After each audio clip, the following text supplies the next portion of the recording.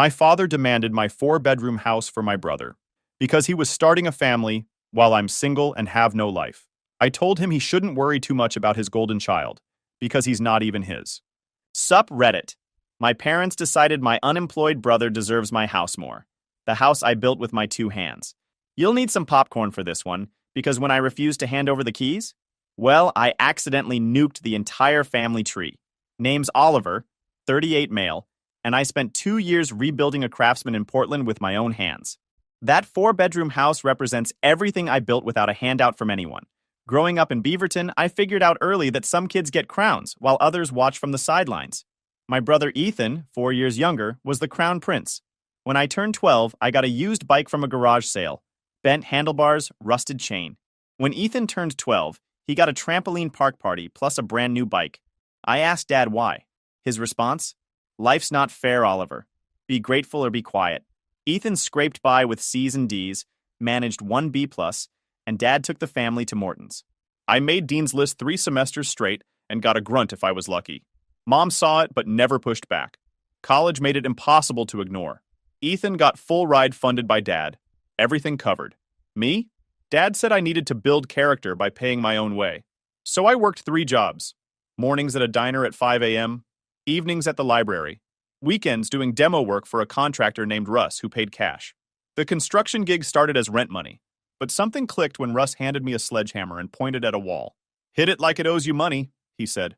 After a month, he pulled me aside. You're not just swinging for a paycheck. You actually look at what you're tearing down. That's rare. Started teaching me to read plans, understand load paths. By my 3rd year, I was calculating material costs during lectures. Graduated with a business degree and 0 debt. Ethan changed majors 4 times. Took 6 years, all on Dad's dime. After graduation, I started at Cascade Construction. Lived with 3 roommates in a house where the shower had 2 settings, scalding or frozen. Drove a Honda with 180,000 miles that burned oil. Saved everything. Ethan got a condo down payment and a new Audi. Spent 6 years learning property development. Took every garbage job nobody wanted. My boss Gary pulled me aside one night after finding me in the office at 9 p.m. You're thinking 3 projects ahead. Time to build your own thing before you get stuck here forever. At 30, I bought a fixer-upper in a sketchy part of town where gunshots were the neighborhood alarm clock. Spent 8 months renovating it, sleeping on a cot. The foundation had settled 2 inches on the northwest corner. I jacked it level, poured new footers, replaced the rim joists, pulled permits for everything, did it right, sold it for 45% profit, rolled that into the next property, built my company while Ethan bounced between jobs lasting 8 months max. Dad always had excuses ready. The boss didn't appreciate his innovative thinking. Never Ethan's fault. Ethan's relationship history matched his employment record. First came Brittany, who he borrowed $4,000 from before she kicked him out. Then Jasmine, who supported him for 5 months. Dad always swooped in with cash. Then came Kelsey. Met her at some networking event. She was 26, worked as a social media consultant, 900 followers and sponsorships that paid in free protein powder. Within 2 months, Ethan proposed with a ring Dad co-signed for. Within 4, they were planning a wedding Dad agreed to fund. Red flags everywhere. Kelsey's Chanel sunglasses on a Target budget. Ethan's credit card debt Dad kept paying off. While my brother's life ran on Dad's credit card, my business grew, made a name doing historic renovations. By 35, I was bidding on major developments with waitlists. 3 years ago, I found the property that changed everything. 4-bedroom craftsman in a neighborhood starting to turn. The house had been gutted by a previous owner who ran out of money. Exposed studs crawling with carpenter ants, ancient wiring, plumbing leaking rust, but solid Douglas fir framing underneath. Spent 2 years on that house. Worked my projects during the day, came home and worked until midnight with headlamp and Milwaukee tools. Rewired everything. Replumbed the whole system. Restored the hardwood floors with a belt sander. Built a custom kitchen. The original knob and tube wiring had to be completely stripped out. I ran new circuits. Upgraded the panel to 200 amps. Installed GFCI outlets in the kitchen and bathrooms. Every inspection passed first try. Every dollar was mine. Every hour was mine. That house became proof that I could build something valuable on my own. Meanwhile, Ethan and Kelsey's engagement stretched into its 2nd year. They'd set 3 wedding dates, canceled all 3 because they kept spending the deposit money on other things. They lived in Ethan's condo that Dad had bought, surviving on Ethan's sporadic freelance work that paid maybe $600 a month, Kelsey's Instagram sponsorships, and monthly cash infusions from my parents. Kelsey had a talent for spending other people's money. Meanwhile, Ethan's credit cards were maxed at 47 grand across 5 different accounts. Dad paid the minimums every month to keep them from defaulting. Dad treated Ethan like a misunderstood entrepreneur. Mom enabled every bad decision with Venmo transfers. And me? I was the distant son who'd chosen material success over family connection. But I'd built actual walls. 4-bedroom house worth $680,000 that I'd bought for $340,000. Ethan couldn't build a credit score above 590. The call came from Mom on a Wednesday while I was reviewing bids. Her voice sounded nervous. "Honey, your father and I would love to see your house. We'd love to come for dinner this weekend. Just family." Part of me knew something was up. The other part agreed anyway. Spent the next few days getting ready. Deep cleaned. Planned Dad's favorites. Ribeye steaks I'd dry-aged myself, roasted potatoes, grilled asparagus. Stocked up on premium coffee and drinks. They arrived Saturday at 6 sharp. Dad walked in looking around like a building inspector. Mom compensated with over-enthusiastic compliments. Ethan and Kelsey showed up 20 minutes late. Kelsey immediately started photographing everything with her phone. The house tour was predictably painful. I showed them the structural work, explained the foundation and floor system. Dad nodded while checking his phone. Mom cooed. Ethan and Kelsey whispered in the hallway. When we reached the master suite, Kelsey finally spoke. "Wow, Oliver. This bedroom is literally bigger than our entire bedroom. Must be nice having all this space just for you. Kind of a waste, right? For one person?" "Seriously, bro," Ethan added.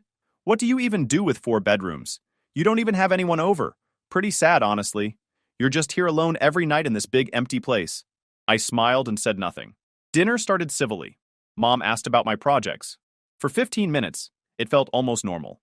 Then Dad set down his coffee. "The house is impressive, Oliver. Better than I expected, honestly. You've done well for yourself." He paused. "Though I have to say it's way too much for a bachelor.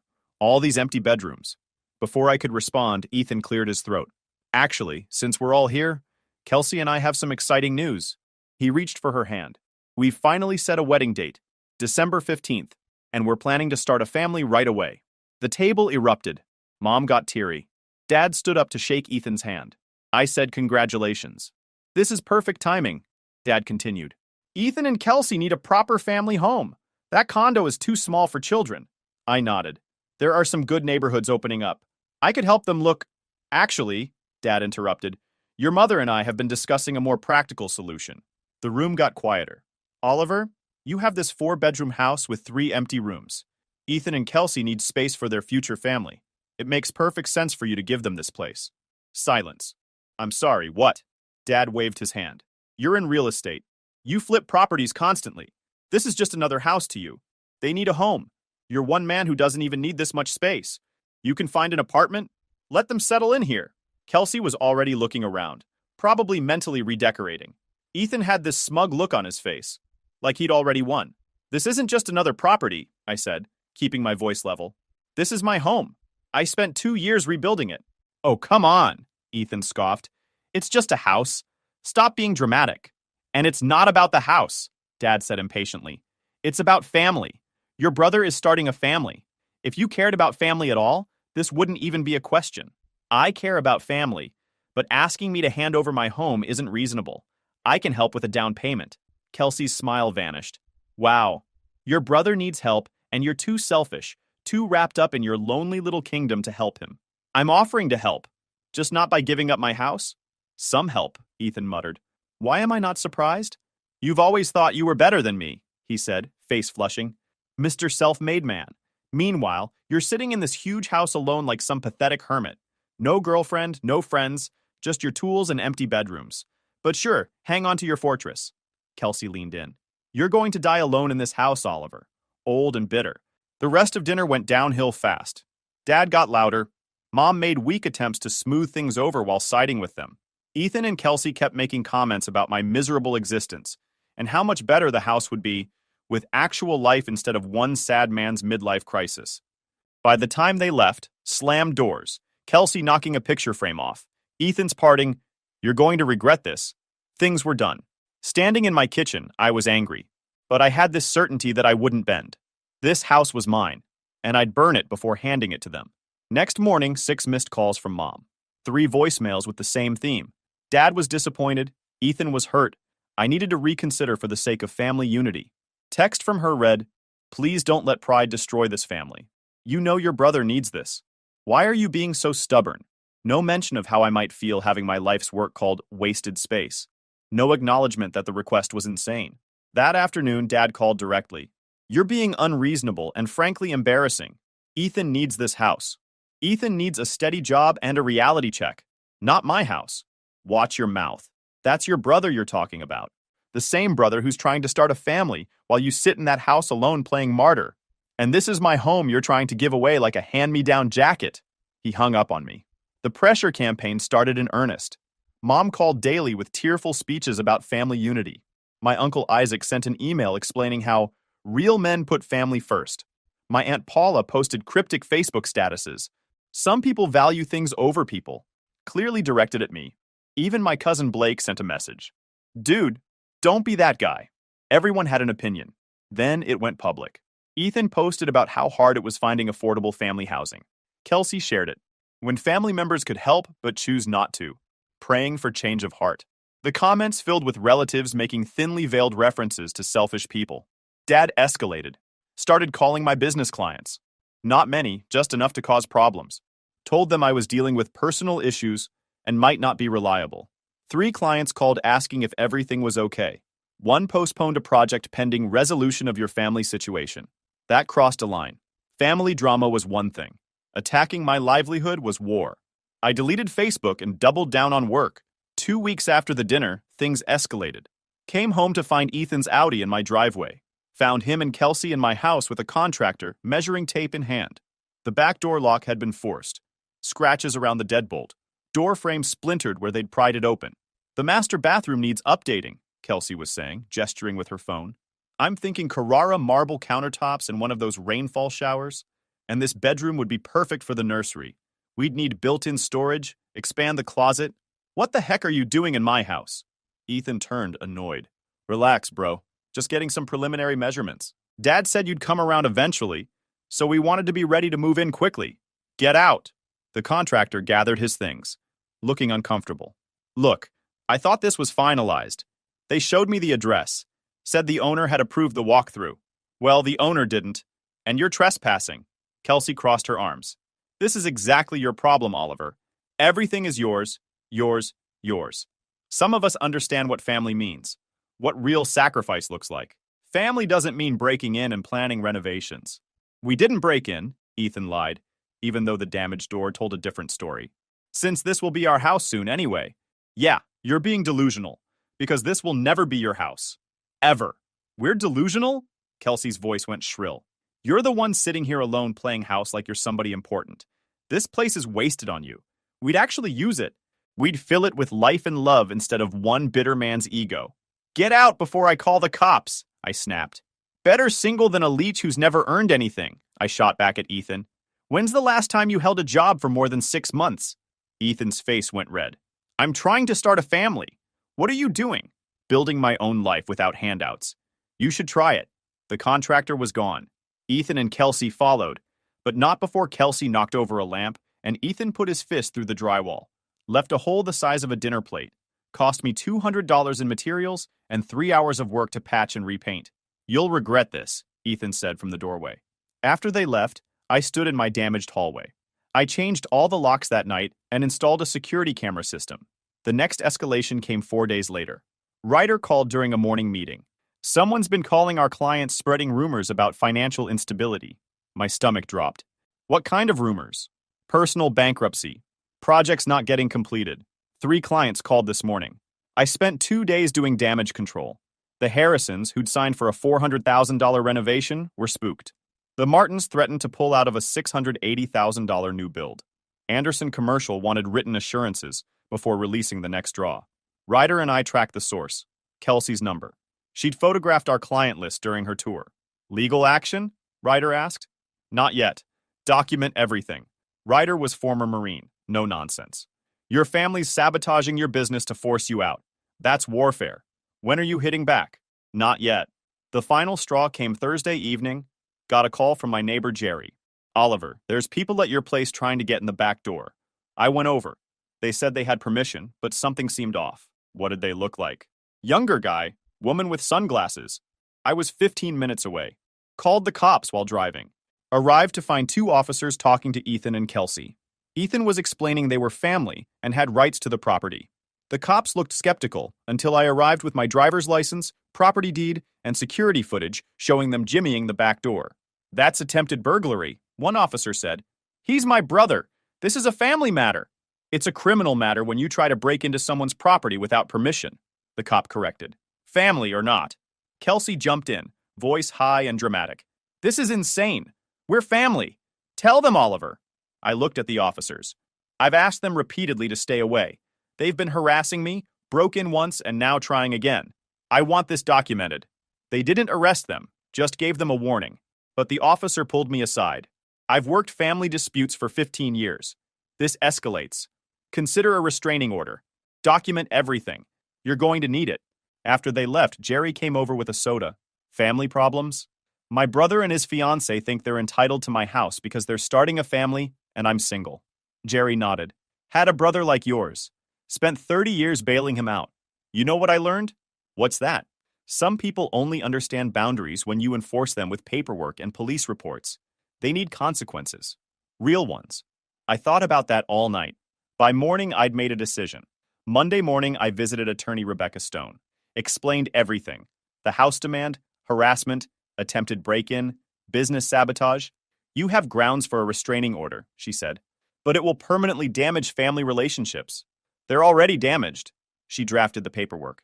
Restraining order hearings scheduled for 3 weeks out. But something nagged at me.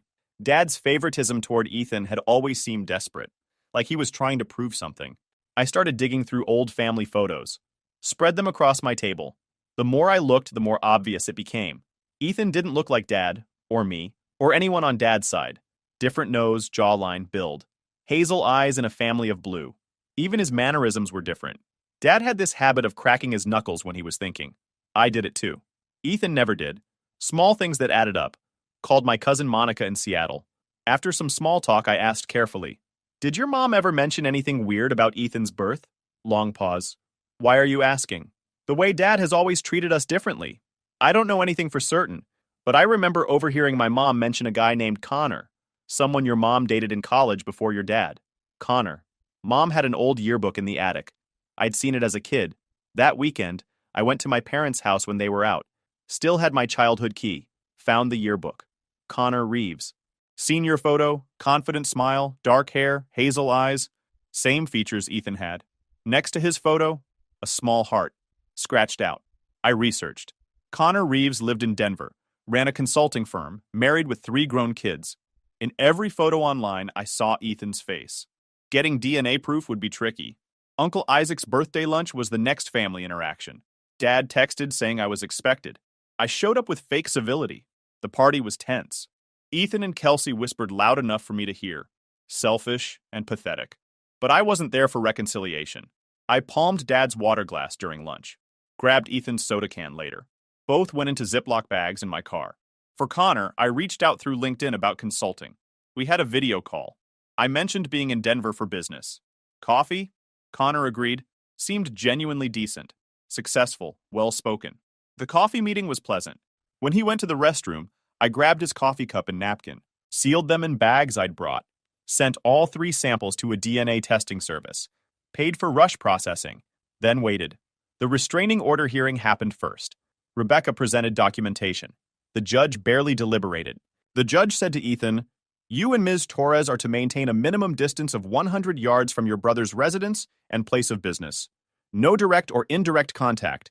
Any violation will result in immediate arrest. Ethan's face went purple. Kelsey looked like she wanted to set the courtroom on fire. Dad, who'd come to support Ethan, stood up sputtering. One more outburst and you'll be removed, the judge warned. As we left, Dad caught up with me in the parking lot. You got a court order against your own brother. My brother tried to break into my house. Twice. His fiancée sabotaged my business. I protected myself. This is what you've become? So obsessed with your house that you'd destroy your family? I didn't destroy anything. You did. By treating Ethan like he could do no wrong while treating me like an inconvenience. Dad's face darkened. I gave both you boys everything. You gave Ethan everything. I got lectures about character building. You got exactly what you deserved. Ethan needed more support. He's always struggled more than you. Wonder why that is, I said. Maybe ask Mom about Connor Reeves. Dad froze. I drove away. The DNA results arrived 3 days later. The envelope sat on my counter for an hour before I opened it. The report was technical, but the conclusion was clear. Dad and Ethan shared no paternal DNA. Connor and Ethan showed 99.9% probability of biological paternity. I'd been right. Ethan wasn't Dad's son. Ryder came over that evening. I showed him the report. This explains everything, he said. What are you going to do? Part of me wanted to blow everything up immediately. Part of me hesitated.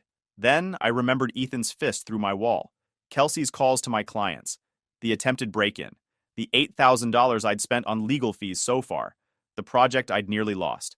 I'm going to use it, I said. First move, I sent a letter to Dad. Professional courier, signature required. Simple. Enclosed is a DNA test proving Ethan is not your biological son. Connor Reeves, Mom's college boyfriend, is his father. The test included samples from you, Ethan, and Connor. Results are conclusive. I have copies in multiple locations. If the harassment about my house continues, I will share these results with the entire family. If you leave me alone, this stays between us. Your choice. I included a copy of the full report. All 14 pages. Genetic markers, probability calculations, lab certifications. Impossible to dispute. The next 48 hours were silent. Then Dad called. We need to talk. In person. Fine. Neutral location. We met at a diner off I-5. Dad looked terrible when I walked in. Unshaven, clothes wrinkled, eyes hollow. He'd clearly told Mom. Their car was in the lot. She was sitting in the passenger seat, face in her hands. Inside, Dad ordered coffee he didn't drink. Sat in silence for 5 minutes before speaking. How long have you known? About 2 months. Started suspecting longer? The yearbook. You took the yearbook. Borrowed it. Returned it. More silence. Then, I suspected when Ethan was born. The timing was right. Your mother had been distant. And he didn't look like me. But I never wanted confirmation. So you overcompensated. Tried to prove he was yours by giving him everything. Dad's hands shook around his coffee cup. Every time I looked at him, I wondered. Every milestone I asked myself if I was raising another man's son. I thought if I loved him enough, it would make the biology irrelevant. And what about me? Your actual son? You were so independent. I thought you didn't need as much. I needed my father. Not money. Just acknowledgement that I mattered. Dad looked broken. I know, and I failed you. I've been failing you for 38 years. The apology I'd waited for didn't feel like anything. Too late. Too much damage. Does Ethan know? Dad asked. Not from me. Your mother wants to talk to you. I don't want to talk to her. Please, just give her 5 minutes. Against my better judgment, I walked out to the parking lot. Mom got out of the car, mascara streaked down her face. I'm sorry, she said immediately. For all of it. The affair, the secret, letting your father treat you differently. All of it. How long did it last? 3 months. Connor came back for a work project. Your father and I were having problems. I was weak. It ended when Connor went back to Denver. I never told him about Ethan. Does he know now? I don't think so. You didn't. I met him for coffee. Told him I was a potential client. Took a DNA sample. He thinks it was just business. I didn't tell him he has a 34-year-old son. Mom's relief was obvious. Thank you. Thank you for... I didn't do it for you. Connor seems decent. Didn't seem fair to drop a bomb in his life when he's done nothing wrong. What happens now? That depends. The house situation ends immediately. No more demands. No more harassment. Ethan and Kelsey stay away from me. My business, my property. You and Dad leave me alone unless I initiate contact. Do that, and this stays private. And if we don't, then everyone finds out. Every relative. Every family friend. I'll mail copies to everyone in Mom's Christmas card list. Ethan will find out his life is built on a lie. Dad will be the man who got cuckolded and spent 34 years overcompensating. And you'll be the woman who cheated, lied for 3 decades, and let her real son suffer. Mom flinched. That's cruel, Oliver. So is asking me to give up my home for your mistake. So is watching you enable Dad's favoritism my entire life because you were protecting your secret. We all make choices. I left them in the parking lot. Drove home. Didn't feel anything. Just empty. 2 days later, Dad called. We've agreed to your terms. No more contact. No more pressure. Just Leave it alone. Don't tell Ethan. As long as you keep your end. There's something else. Your mother and I are separating. This brought up too much. We're filing for divorce. Couldn't find any sympathy. That's between you two. After he hung up, I sat in my house and thought about what I'd done. I'd destroyed my parents' marriage, weaponized a family secret, burned bridges that couldn't be rebuilt. But I still had my house, and that had to count for something.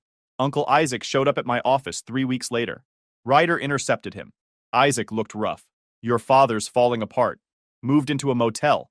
Your mother's staying with Paula. And Ethan, what the heck did you do? I protected myself. You destroyed your parents' marriage. They destroyed it 38 years ago. I just stopped pretending. Isaac left without another word. But the encounter confirmed Dad had told people. The secret was leaking. My cousin Blake called that weekend. Dude, what's going on? My mom says your parents are getting divorced and it's your fault? It's complicated.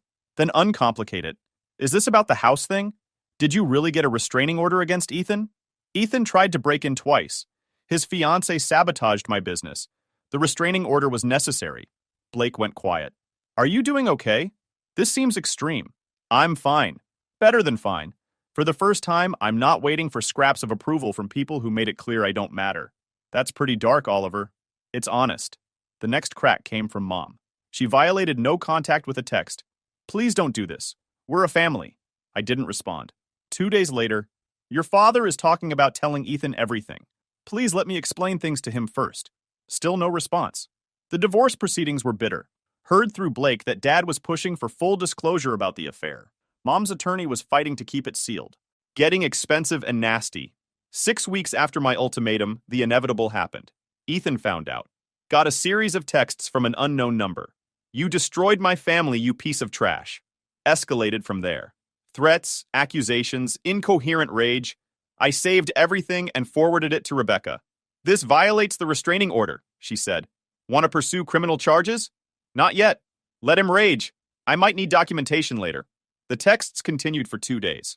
Then stopped. Blake called. Ethan knows. About Connor. Everything. How'd he find out? Your dad told him. Said he was tired of living with lies. Ethan's losing his mind. The wedding's off. Kelsey dumped him immediately when she realized he's not getting any inheritance money.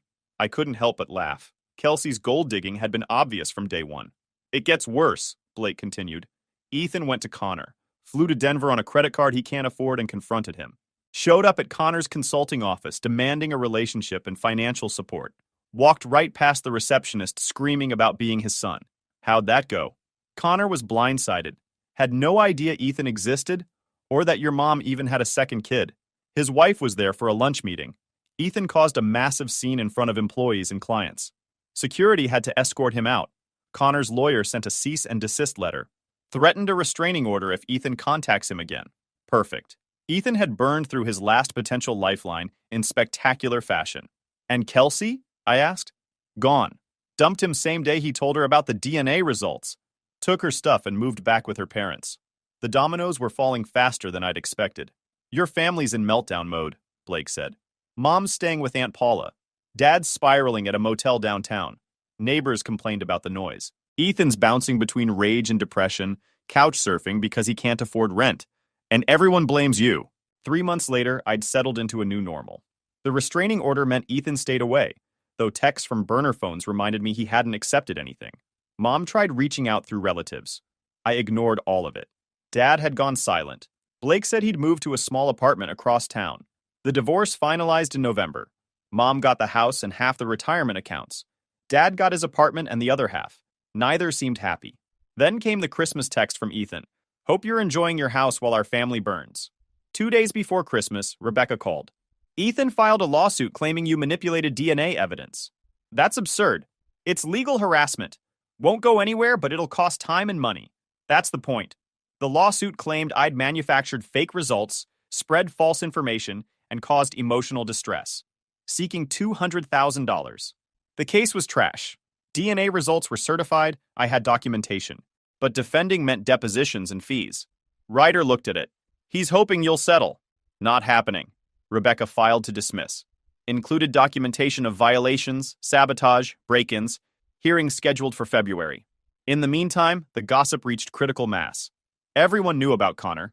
Sides had been chosen. Half the family thought I was vindictive. The other half thought I'd been justified. Spent Christmas alone, ordered Chinese takeout, worked on design plans.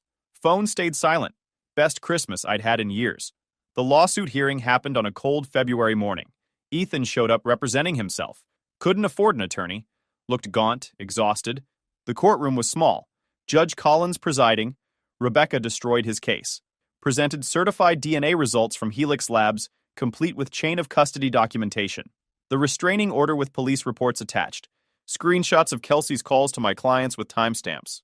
Bank records showing Ethan's dependency on parental support. $47,000 in credit card debt, 5 accounts in collections. Character witnesses testified to employment instability. Ethan tried to argue. Claimed I'd manipulated everything. His voice cracked halfway through, hands shaking as he held photocopied documents that looked printed at a library. No legal structure. Just rambling about betrayal and stolen futures. The judge cut him off after 10 minutes. This case is without merit. The DNA evidence is certified and legally obtained. Your brother had legitimate reasons for protecting himself given the documented harassment. Your emotional distress stems from discovering a truth about your parentage, not from any wrongdoing on his part. Case dismissed. Furthermore, I'm sanctioning you $5,000 for filing a frivolous lawsuit that wasted this court's time.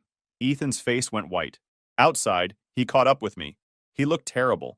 Gaunt, hollow, clothes hanging off him. Completely defeated. Are you happy now? You've destroyed everything. I stopped letting you take what wasn't yours. It was just a house. It was my life, my work, my proof I could build something on my own. You wanted to take it because you've never built anything yourself. Because Dad always gave you everything. So you thought you deserved my house too.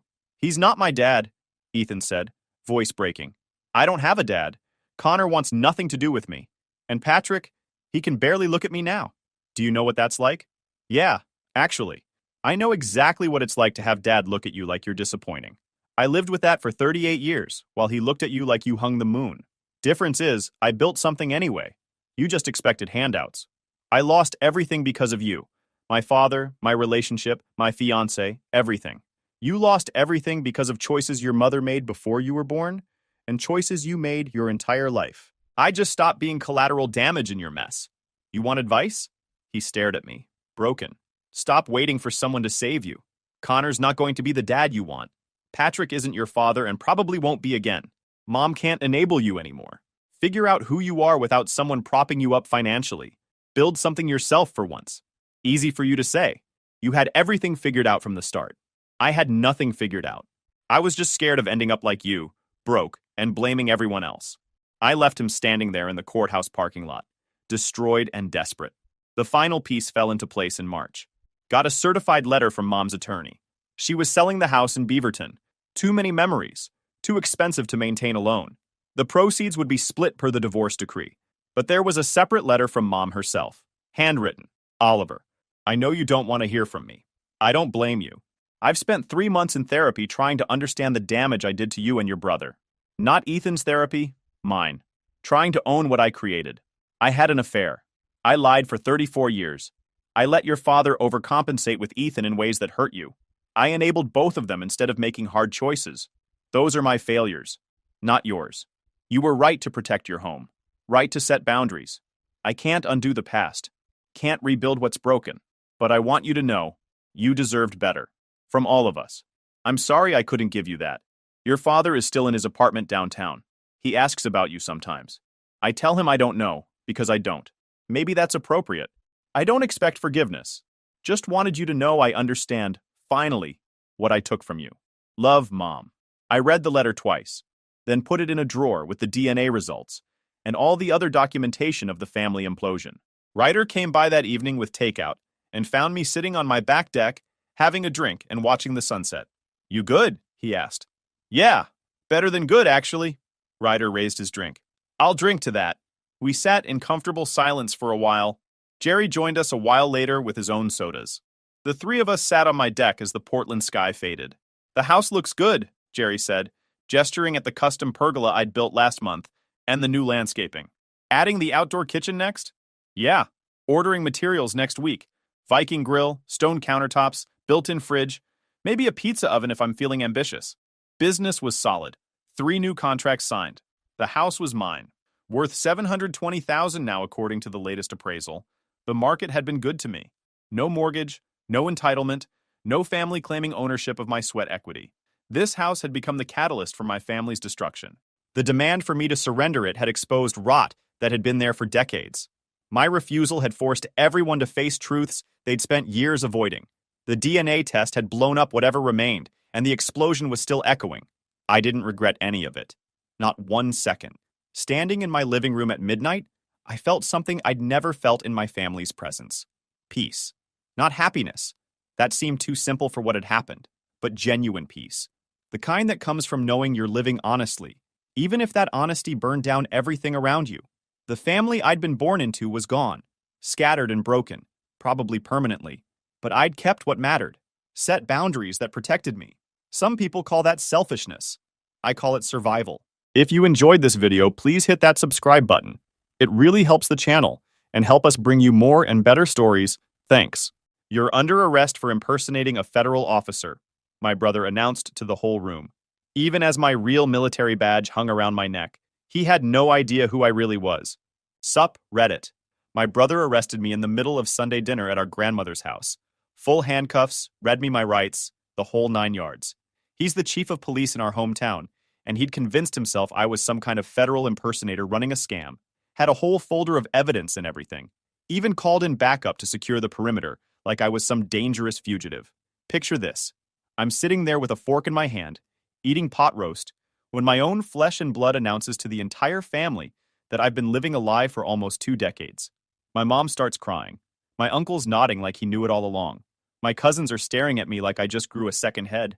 And Alex, my brother, he's standing there in his crisp police chief uniform with this smug look on his face, like he just solved the crime of the century. Here's the thing he didn't know. I'm actually a 2-star general in military intelligence. Not a captain, not a major, a general. The kind that has security clearances so high that most of Congress doesn't even know what I work on. When my emergency beacon went off, a federal response team scrambled from Fort Claiborne with my commanding officer in tow. Watching my brother's face when Major General Marcus Delaney stepped out of a government SUV in full-dress uniform, walked up to me in handcuffs, and gave me a crisp salute while calling me General Caldwell, was worth every second of humiliation. Worth every second of those cold metal handcuffs cutting into my wrists. Worth the 17 years of family dysfunction that led to that moment. But I'm getting way ahead of myself. Let me break this down for you from the beginning, because the story of how a police chief arrests his own brother at Sunday dinner is a lot more complicated than it sounds. I'm Cameron, 37M. I've been active duty military for 19 years, currently working at a level I literally cannot discuss in detail. Let's just say my job involves a lot of classified briefings and strategic planning that would bore most people to death, but occasionally keeps the country running smoothly.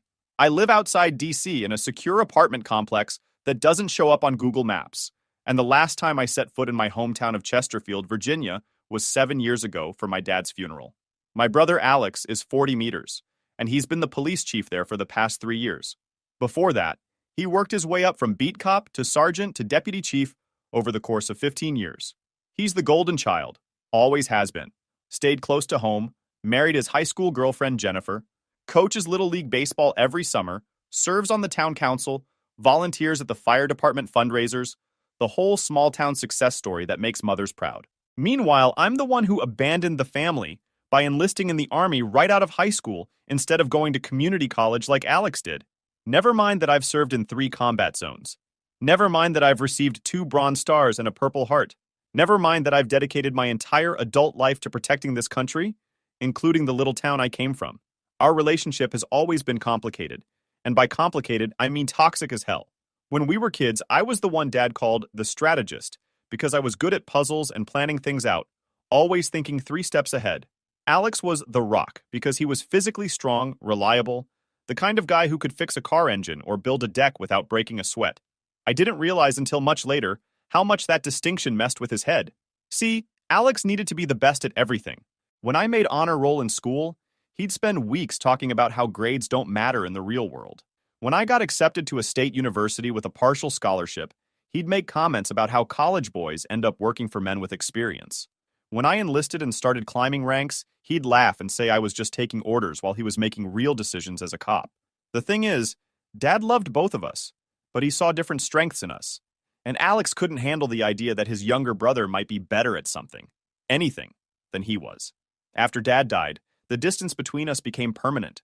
I flew in on 24-hour leave for the funeral, showed up in my dress uniform, paid my respects, and left the next morning before anyone woke up. My mom made it pretty clear I was an inconvenience. I hadn't been there at the end like Alex had, so my grief was somehow less valid. That was the last time we spoke face to face, until the letter arrived. It was a Tuesday afternoon, around 3:15 p.m. when the letter hit my desk. Physical mail, pale blue stationery, my mother's looping handwriting. It had gone through about 4 levels of security screening to reach me, which should tell you something about where I work. The letter was a masterpiece of guilt tripping. She went on about how the family missed me, how Alex was doing such wonderful things as chief of police, how Grandma was getting older and wanted to see me. The kicker was the last line. We're having a family dinner at your grandmother's this Sunday, 6 p.m. It's been too long, Cameron. It's time to come home. I sat there reading it 3 times, and my gut was telling me something was off. My mom doesn't do casual invitations. Everything with her is strategic, a way to reassert the family hierarchy with Alex at the top and me as the disappointing absence. But here's the thing. I was tired of avoiding it. Not because I wanted their approval anymore. I'd given up on that years ago. I just wanted to face them as the man I'd become, not the kid they remembered. Close the chapter once and for all. I requested 48-hour leave. My CO, General Marcus Delaney, approved it in under 5 minutes with a note. Family matters. Stay safe, Caldwell. Call if you need anything. That message would turn out to be more prophetic than either of us knew. The drive to Chesterfield took about 2.5 hours. I left at 3:30 p.m. on Sunday to arrive right at 6. As I got closer, the landscape shifted from D.C. sprawl to rolling Virginia hills and old farmhouses. Every mile felt like traveling backward through my own history. I rolled into town at 5:47 p.m. Main Street looked exactly the same. Same hardware store, same diner, same everything. What was new was the gleaming black and white police cruiser parked in front of Town Hall, with Chief of Police Alex Caldwell emblazoned in gold letters on the door. It wasn't just a vehicle. It was a throne on wheels. I parked my sedan a few houses down from Grandma's place at 5:54 p.m. Sat there for a minute, getting my head right. Then I noticed something odd. A dark sedan I didn't recognize parked 2 houses down, engine off, windows tinted, and another figure near the corner, partially hidden by a hedge. My training kicked in immediately. That's not neighbors out for a walk. That's a perimeter. Someone was watching the house. I made a mental note and got out of the car.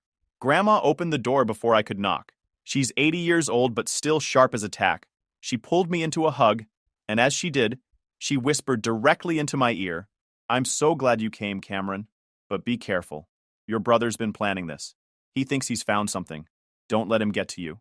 Then she pulled back with a bright smile for anyone watching and said loudly, "Come in, come in. Everyone's been waiting." The living room was packed. Mom was first to see me, and her smile didn't reach her eyes. "Cameron, you made it. We were beginning to think you'd forgotten about us." Then Alex stood up from Dad's old armchair. He'd claimed it as his own, apparently. He's about 6 feet 2 inches now, or maybe he just carries himself that way. His handshake was aggressive, a dominance display. "Little brother," he said with a smirk, "decided to grace us with your presence, huh?" "Something like that," I replied, pulling my hand back. My Uncle Robert gave me a curt nod. "Still playing soldier?" My cousin Maya offered a shy smile, but looked away when Mom glared at her. The message was clear. I was on my own. Dinner was psychological warfare disguised as pot roast. The seating arrangement said everything. Alex sat at the head of the table, Dad's spot. Mom sat to his right. Grandma was at the opposite end. I was halfway down on the side, like a distant relative nobody really wanted there. The conversation was nonstop praise for Alex. "Alex, tell Cameron about the new patrol cars you got for the department. Tell him about that charity event you organized, son. The mayor said such wonderful things about you at the town meeting." Alex soaked it all in with false modesty, recounting his accomplishments like he was running for office. I just kept eating, offering the occasional, "That's great," or "Good for you." My non-reactions were clearly driving him insane. He wanted me to get defensive, to argue, to show weakness. I wasn't going to give him the satisfaction. Then, Mom turned to my cousin Maya and said, "It must be interesting what you do, Cameron. All that traveling." Before I could answer, Mom cut in. "Oh, Maya, don't bother asking. He won't tell you anything. It's all a big secret. Not like Alex, who shares everything with his family." The silence that followed was heavy enough to collapse the table. Grandma shot Mom a look that could have melted steel, but the damage was done. Through the dining room window, I caught movement, a figure detaching from the shadows across the street, near an oak tree. Then I spotted another one near the corner. Two of them, positioned like they were setting up a perimeter. This wasn't just a dinner. This was an operation. "Excuse me," I said, pushing back my chair. "I need some air." Mom frowned. "Cameron, we're in the middle of dinner. Don't be rude." "Just for a moment," I said, my tone leaving no room for argument. Outside, I did a casual stretch like I was working out a cramp from the drive. As I did, I scanned the street. The dark sedan was still there, and I could now confirm two officers in position, young, nervous, clearly Alex's deputies. They weren't trying to be invisible, just inconspicuous enough. My brother had set up a perimeter around Grandma's house. This wasn't family drama anymore. This was official resources being used for a personal vendetta. I went back inside at 6:23 p.m., my face carefully neutral. As I sat down, Mom fixed me with a look. "You're always so secretive, Cameron. You disappear for years. We barely hear from you. Your brother is an open book. He serves this town. What is it that you do that's so important you can't even tell your own family?" "It's complicated, Mom," I said quietly. "It's complicated," Alex mimicked with a harsh laugh. "That's the answer for everything, isn't it? For missing birthdays. For missing Dad's final weeks. For missing everything that matters." "That's enough, Alex," Grandma said sharply. But Alex waved her off. "No, it's not enough. For years, we've all just accepted Cameron's mysterious job, his important life. We've all just played along like it's normal. Like it's okay that he just disappeared and left us here." He stood up, his full height casting a shadow across the table. He was at least 6 feet 2 inches now, and he used every inch of it for intimidation. He picked up a wine glass and tapped it deliberately with a spoon. 3 sharp rings. The sound cut through the room like a judge's gavel. Everyone stopped eating, stopped talking, stopped breathing. "Actually," he said, his voice dropping to that measured, authoritative tone he probably used during press conferences, "I think it's time, past time really, that we all found out exactly what my little brother has been up to. Because I haven't just been wondering, folks. I've been doing some serious digging over the past 6 months. Called in some favors, asked some hard questions, spent some money. And what I found? Well, let's just say it's quite the story. The kind of story that changes everything." His eyes locked onto mine, and I saw it clearly now. The hunger for this moment. He'd been planning this for months, maybe longer. This wasn't a family dinner. This was a public execution, and he'd invited everyone to watch. Here's where it gets interesting. Alex reached down and grabbed a thick manila folder I'd noticed earlier on the side table. He slapped it down in the center of the dinner table with a dramatic thud that made everyone jump. "I've had my doubts," he began, pacing behind his chair like a prosecutor. "My brother, the military man. Secret job, important work, can't talk about it. Very impressive. But no details, no promotions we could celebrate, no stories. Just vague job titles that let him stay away from us. He let that hang in the air, poisoning the room. So I did what any concerned brother would do. I hired a private investigator." The collective gasp went around the table. Mom's hand flew to her mouth. "A good one, too," Alex continued, opening the folder. "Guy named Markham. Sent him to D.C. to check out Cameron's life. And what he found is all right here." He started pulling out surveillance photos, tossing them onto the table. Me entering my apartment building. Me meeting a colleague in a park. Then more photos. Boxes being delivered to my address with government markings. "These boxes," Alex said, pointing, "contained restricted government property. High-tech electronics, communications gear. Things a legitimate officer would have on a secure base, not in a civilian apartment." Then he pulled out papers. And this is the real kicker. My investigator got copies of documents from Cameron's apartment. Financial records, encrypted communications, mission briefings. He held one up. Most of it was redacted with black lines, but the header read, OSD, classified. I ran his service record through some back channels. Alex lied smoothly.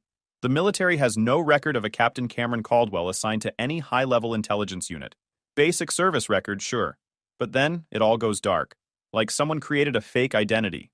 He leaned forward, hands flat on the table. You see, my brother isn't a secret agent. He's a fraud. He's been using a low-level military background to acquire government property, probably selling it on the black market. He's been living a lie, funded by stolen valor. He looked at me with a triumphant smile. It's over, Cameron. I know what you are. The room was dead silent. My family, who'd known me my entire life, were looking at me like I was a dangerous stranger. They didn't question the massive logical holes in his theory. They just saw the confident police chief with his folder full of evidence, and they believed him. So, Alex said, his voice dropping to an official tone, as the chief law enforcement officer of this county, it is my duty to act. He started walking around the table toward me. My cousin sitting next to me actually shrank away, pulling his chair back like I was contagious. Cameron Caldwell, Alex announced. I am placing you under arrest for impersonation of a federal officer and theft of government property. He was behind me now. I didn't resist when he grabbed my left arm and pulled it back. Do you have anything to say for yourself? He asked, his voice low and smug near my ear. I turned my head slightly. Are you sure you have the authority for this, Alex? The question caught him off guard. What? These are federal crimes, I said calmly, committed by someone in the military. This would fall under the Uniform Code of Military Justice. The investigation would be handled by the JAG Corps, not a local police department. You're out of your lane, Chief. For a split second, doubt flickered across his face, but his ego crushed it. Don't lecture me on the law, you fraud. In the real world, I'm in charge. That's when he brought out the handcuffs. The first one clicked shut on my left wrist at exactly 6:47 p.m. As he reached for my other arm, my right hand moved to my belt. There's a small, almost invisible button stitched into the side seam, a personal emergency beacon, standard issue for deep cover assignments. I held it down for 3 full seconds. A tiny vibration against my skin confirmed the signal had been sent. It was a silent cry for help, transmitted to a satellite and routed directly to Fort Claiborne, 47 miles away. The second cuff clicked shut at 6:48 p.m. Standard response time for a compromised agent alert in a domestic environment, 12 to 15 minutes. Alex hauled me to my feet. Let's go, he said, pushing me toward the door.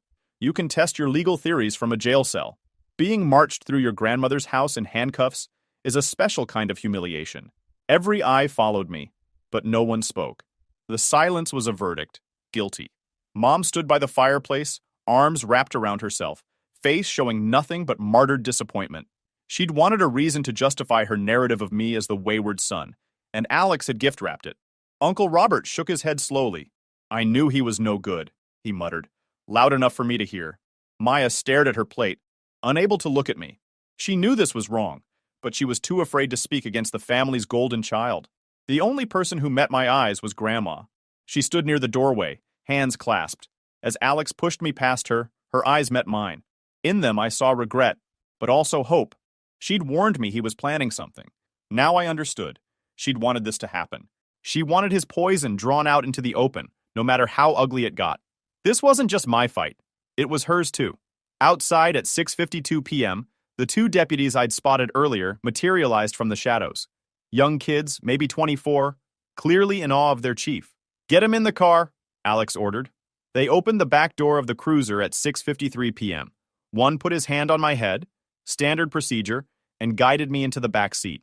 Alex leaned in through the open window. You'll have a lot of time to think about where it all went wrong. Maybe you'll finally learn that you can't build a life on lies. The irony was suffocating. He was lecturing me on honesty, while his entire identity was built on being the big fish in a tiny pond. I checked my watch. 6:54 p.m. 10 minutes since I pressed the button. My heart was steady, my breathing even. In my line of work, you learn to wait. You learn to trust your training and your team. The waiting is the hardest part, but it's also where you win or lose. Alex thought he'd already won. He had no idea the firing squad was already on its way. At 7 p.m., 12 minutes after I sent the signal, it began. Not with sirens, with something far more intimidating. The low, synchronized hum of powerful engines moving at high speed. 2 sets of headlights cut through the darkness at the end of the street. Not flashing, just piercing white beams. They weren't police cruisers. They were large black SUVs, government issue, the kind with no chrome that seemed to absorb light. They didn't slow down. They sped up, converging on the house from both ends of the street in a perfect pincer movement. They screeched to a halt at 7:01 p.m., blocking the road entirely, their headlights pinning Alex's cruiser in brilliant, inescapable light. Alex straightened up, squinting. What the hell? I didn't call for backup. The doors flew open simultaneously. Men in black tactical gear poured out, armed with short-barreled rifles. They moved with fluid, terrifying efficiency. They weren't cops. They were federal agents. They established a perimeter around the house in seconds, moving like a single organism. The 2 young deputies froze, hands hovering near their sidearms. They were hopelessly outmatched. From the lead SUV, a man in a suit stepped out. He walked directly toward Alex, his footsteps echoing in the sudden silence. "Are you Chief Alex Caldwell?" the man asked, his voice flat. Alex puffed out his chest. "I am." "And who are you?" "This is my crime scene. Identify yourselves." The man held up credentials. "Special Agent Rollins, Federal Bureau of Investigation. This is no longer your crime scene. This is now a matter of national security. Step away from the vehicle." "National security?" Alex scoffed, though uncertainty crept into his voice. "Don't be ridiculous. I have a federal impersonator in custody. This is a local matter under my control." Agent Rollins's eyes were like ice. "You have made a grave error, Chief. A very grave error." He nodded to two agents who moved on Alex. They didn't rough him up. Their movements were clean, clinical. One took his sidearm from its holster, while the other guided his hands behind his back. "What are you doing?" Alex sputtered. "Alex, you can't do this. I'm the chief of police." "Your authority ends where federal law begins," Rollins said calmly, like explaining rules to a child. He walked to the cruiser and opened my door. He looked at me, then at the cuffs, then turned to one of the bewildered deputies. "Give me the key." The kid fumbled for it, hands shaking. Rollins took it, unlocked my cuffs, and helped me out. "Sir, are you harmed?" he asked. "I'm fine, Rollins," I said, rubbing my wrists. I'd crossed paths with him on a joint task force a few years back. Alex stared, jaw hanging open. The sight of a high-level federal agent treating me with deference, calling me sir, had short-circuited his brain. But the real earthquake was about to hit. The rear door of the lead SUV opened at 7:03 p.m. The man who stepped out was in his late 50s, tall and broad-shouldered with silver hair. He wore the Class A uniform of a United States Army general. On his chest was a constellation of ribbons and medals. On his shoulders were 2 silver stars. Major General Marcus Delaney, my commanding officer, a man who reports directly to the Joint Chiefs of Staff. He strode past the tactical agents, his boots clicking on the asphalt. He didn't look at Alex, the deputies, or the neighbors, now peering from windows. His eyes were fixed on me. He stopped 2 feet in front of me and brought his hand up in a crisp, perfect salute. "General Caldwell," he said, his voice a low, powerful baritone that carried absolute authority. "We received your signal. Are you secure?" The title hung in the air like a bomb blast. General Caldwell. Agent Rollins and the other federal agents snapped to attention. The 2 young deputies looked like they were about to pass out. And Alex, my brother, the all-powerful police chief, his face collapsed. The arrogance, the triumph, the certainty, it all evaporated, replaced by pale, sick confusion. The brother he'd arrested as a fraud was a 2-star general in military intelligence. In the rigid hierarchy Alex worshipped, I outranked him by a measure he couldn't even comprehend. General Delaney dropped his salute. "Rollins," he said without looking away from me. "Report." "Subject is secure, General," Rollins replied. "The local officer has been neutralized. He's been identified as the subject's brother." Delaney finally turned to Alex, his gaze carrying the weight of an avalanche. "Chief," he said, the title dripping with contempt, "you are in violation of at least a dozen federal laws and articles of the Uniform Code of Military Justice. Unlawful detainment of a superior officer, interference with a national security asset, conspiracy, willful mishandling of classified information. The list is extensive." He gestured to the agents. "He is hereby relieved of his duties and placed in federal custody. He is not to leave the county pending a full investigation. Get him out of my sight." The agents started leading Alex away. He finally found his voice. A pathetic squeak. "But I didn't know. He's my brother. I thought he was lying. I was trying to protect my town." Delaney stepped toward him, his voice dropping to a lethal whisper. "Ignorance is not a defense. You let your petty jealousy and small-town ego endanger a man who has sacrificed more for this country than you could ever comprehend. You didn't just arrest your brother tonight. You committed career suicide." They pushed him into the back of an SUV. As the door slammed at 7:06 p.m., his eyes met mine through the glass. For the first time in my life, I saw genuine fear in them. With Alex gone, an eerie calm settled over the scene. The tactical agents maintained their perimeter. Inside the house, the family had gathered at the windows, faces pressed against the glass. Delaney turned to me. "Let's go inside. We need to secure any compromised materials." As we walked up the porch steps at 7:08 p.m., the front door opened. Mom stood there, face ashen. She stared at the stars on Delaney's shoulders, then at me. "Marcus," she whispered. She'd known him years ago when he and Dad served together. Eleanor, Delaney said, his tone professional but cold. It's been a long time. I wish it were under better circumstances. What's happening? She pleaded. Alex made a mistake. He didn't understand. You have to tell them to let him go. Your son Alex, Delaney corrected sharply, is a disgrace to the badge he wears. He illegally obtained classified intelligence, brought it into an unsecured dwelling, and used it to unlawfully detain a flag officer. His mistake will be reviewed by a federal prosecutor. Mom flinched like she'd been slapped. But you knew Richard. You knew our family. He would want you to protect Alex. I didn't know Richard, Delaney cut her off, and he would be ashamed. Ashamed that one of his sons let envy rot him from the inside out. Agent Rollins and 2 others brushed past us into the dining room. I heard them collecting the photos and documents. Evidence now in a federal case. Mom looked at me, her eyes filling with desperate confusion that quickly turned to blame. A general? You're a general. Why didn't you tell us? You let this happen. You could have stopped this. The accusation was breathtaking in its injustice. Even now, even after everything, it was my fault. Not Alex's for staging an illegal takedown, but mine for not managing his jealousy better. I took a deep breath. The cool night air felt like the first clean breath I'd taken in years. Why didn't I tell you? I repeated her question quietly. Because you never asked. Not really. Of course I held up a hand. No. You asked why I wasn't home for Christmas. You asked why I couldn't get a normal job. You asked why I couldn't be more like Alex. You never once looked at me and asked, Cameron, who are you? What drives you? Are you happy? You never asked about me. You only ever complained about who I wasn't. I stepped closer. My life is classified because it has to be. The work I do protects people, protects this country, protects this family, whether you appreciate it or not. To do it, I have to be a ghost. I accepted that. But I never thought my own family would try to put me in a grave. Tears welled in her eyes, but they were tears of self-pity. We love you, Cameron. No, I said firmly. You love the idea of me. The version that fits into your life, the prodigal son you could one day welcome home. You've never seen the man standing in front of you? Tonight proved that. I looked at Grandma, standing by herself near the door. I gave her a small, sad nod. She nodded back, a silent understanding passing between us. General Delaney is right, I said, turning back to Mom. Dad would be ashamed. Not of me. Of what this family has become. I walked away at 7:14 p.m., down the porch steps and toward the waiting SUV where Delaney was waiting. I didn't look back. The door closed, sealing me inside the quiet interior. You okay, Cameron? Delaney asked, his voice softer now. I will be, I said, watching the little blue house recede in the rearview mirror until it was just another light in the darkness. Update. 8 months later. The legal aftermath was swift and brutal, like watching a tsunami destroy a sandcastle.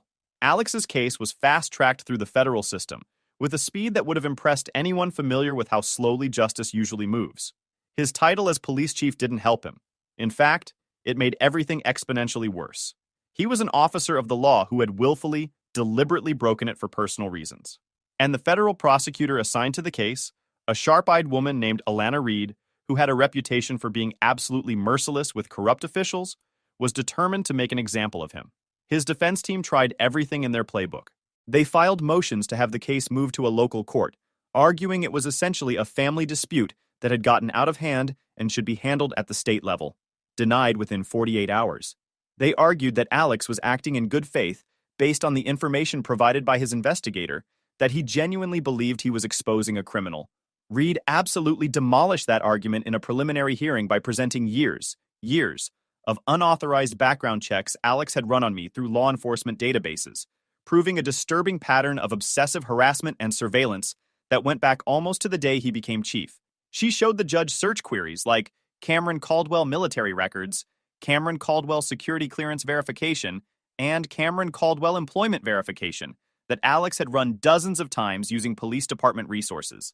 The timestamps showed he'd been checking up on me at least twice a month for 3 solid years. That wasn't concern. That was obsession.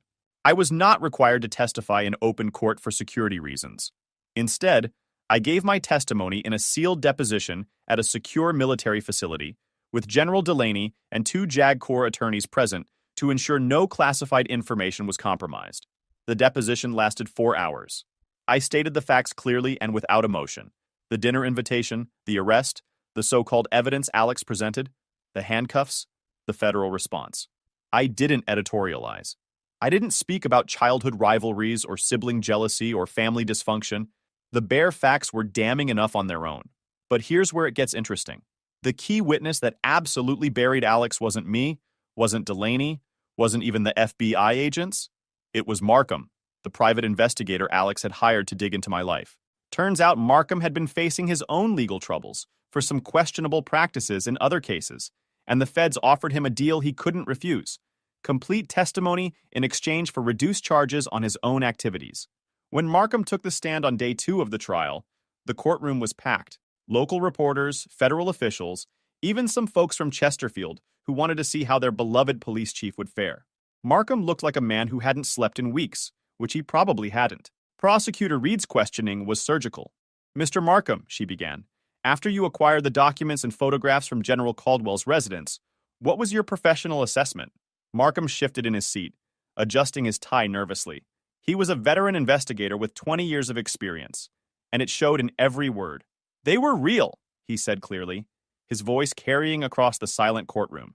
"Genuinely classified military intelligence materials. I've been a private investigator for 2 decades. You see a lot of fake credentials, a lot of wannabes playing dress-up. This wasn't that. This was the real deal. High-level, legitimate, dangerous stuff. The kind of material that gets people sent to federal prison for a very long time. And did you communicate this assessment to your client, Chief Alex Caldwell?" "I did," Markham said firmly. "I called him the same evening I finished my analysis. It was around 9 p.m. on a Thursday. I remember because my wife was upset that I was working late again." "What exactly did you tell him?" Markham took a deep breath. "I said, Alex, this isn't what you think it is. These aren't fake documents. This is real classified intelligence material. Your brother is the real deal. You need to drop this investigation immediately, burn these files, pretend this conversation never happened, or you're going to bring a world of trouble down on yourself and probably destroy your career in the process." The courtroom was dead silent. "And what was Chief Caldwell's response to your warning?" Markham's expression darkened with remembered frustration. "He laughed at me. Actually laughed. Then he called me a coward and said I didn't have the stomach for real police work. He said, and I'm quoting here because I wrote it down afterward, he said, 'I'm going to be a hero, Markham. I'm going to expose the biggest fraud in this county's history. You'll be reading about me in the papers, and you'll wish you had the guts to see it through.'" Reed let that hang in the air for a long moment. "So, to be absolutely clear, you explicitly warned Chief Caldwell that proceeding with this case could have serious legal consequences." "Multiple times," Markham confirmed. "I called him 3 separate times trying to convince him to drop it. The last call, I told him I wanted no further part in the investigation and that I was washing my hands of the whole thing. He told me I was fired and that he'd handle it himself from there." The defense attorney tried to salvage things during cross-examination, suggesting that Markham was only testifying to save himself, but the damage was catastrophic. Alex hadn't just made a mistake. He'd been explicitly warned by a professional and had proceeded anyway out of pure ego. The trial lasted 3 days total. The prosecution presented 17 witnesses, including 3 FBI agents, 2 military intelligence officers, and even my building's security guard who testified about the protocols for my residence. The defense called 4 character witnesses from Chesterfield who talked about what a great chief Alex had been, how he'd reduced crime and improved community relations. None of it mattered. The jury deliberated for less than 2 hours before returning with their verdict. The trial lasted 3 days. The jury deliberated for less than 2 hours. I was in the back of the courtroom when they brought Alex in for sentencing. He'd lost weight, looked pale and broken in his orange jumpsuit. The judge handed down 12 years in federal prison, minimum 5 before parole eligibility, permanently barred from owning firearms or holding public office, mandatory psychiatric counseling. Mom wasn't there. She couldn't bear to see her golden child in chains. The only family member present was Grandma. She sat with her back straight, face impassive. As they led Alex away, she closed her eyes and a single tear rolled down her cheek. It wasn't for the man going to prison. It was for the little boy he used to be, and for the family he'd shattered. Final update. 2 years later, life went on. The incident necessitated a change in my operational status. My cover was blown in certain circles, which led to a promotion to a more strategic role at the Pentagon. I was no longer in the field. I was directing the people who were. Alex wrote me letters from prison. The first few were rage-filled blame. Then they shifted to desperate pleas for help. The last few were rambling attempts at introspection. I read the first one, skimmed the second, and burned the rest unopened. There was nothing left to say. My only contact with Chesterfield is through Grandma. We talk every few weeks. She never mentions Alex or Mom. We talk about her garden, about books, about the weather. It's our unspoken agreement to build something new. I also started seeing a counselor on base. Delaney's suggestion. In one session, I had a memory surface. I was about 10, working on a model airplane with Dad. When I finished, he held it up and said, "You see, Cameron, you have a strategist's mind. You see the whole picture. That's a different kind of strength." Alex was standing in the doorway, fresh from football practice, holding a trophy. He'd heard what Dad said. I saw the look on his face, the flash of hurt, of being overlooked. That's when I understood. Alex had been the hero, the strong one, the protector. But Dad had praised my mind. Alex couldn't stand it. He spent the rest of his life trying to prove my strength was a lie. He hadn't just been jealous of my career. He'd been jealous of a single sentence spoken 30 years ago in a garage. He built a prison of resentment for himself long before the federal government built a physical one. Sitting in that office, I didn't feel anger toward my brother. For the first time, I just felt profound pity. Last I heard, he's got about 9 years and 4 months left on his sentence at a federal correctional facility in Pennsylvania. Mom still doesn't talk to me. And honestly, I'm fine with that. The silence is better than the guilt trips. Uncle Robert actually published an op-ed in the Chesterfield Gazette publicly disowning me and defending Alex, which was hilarious considering he has zero relevance to my life, and nobody outside a 50-mile radius has ever heard of him.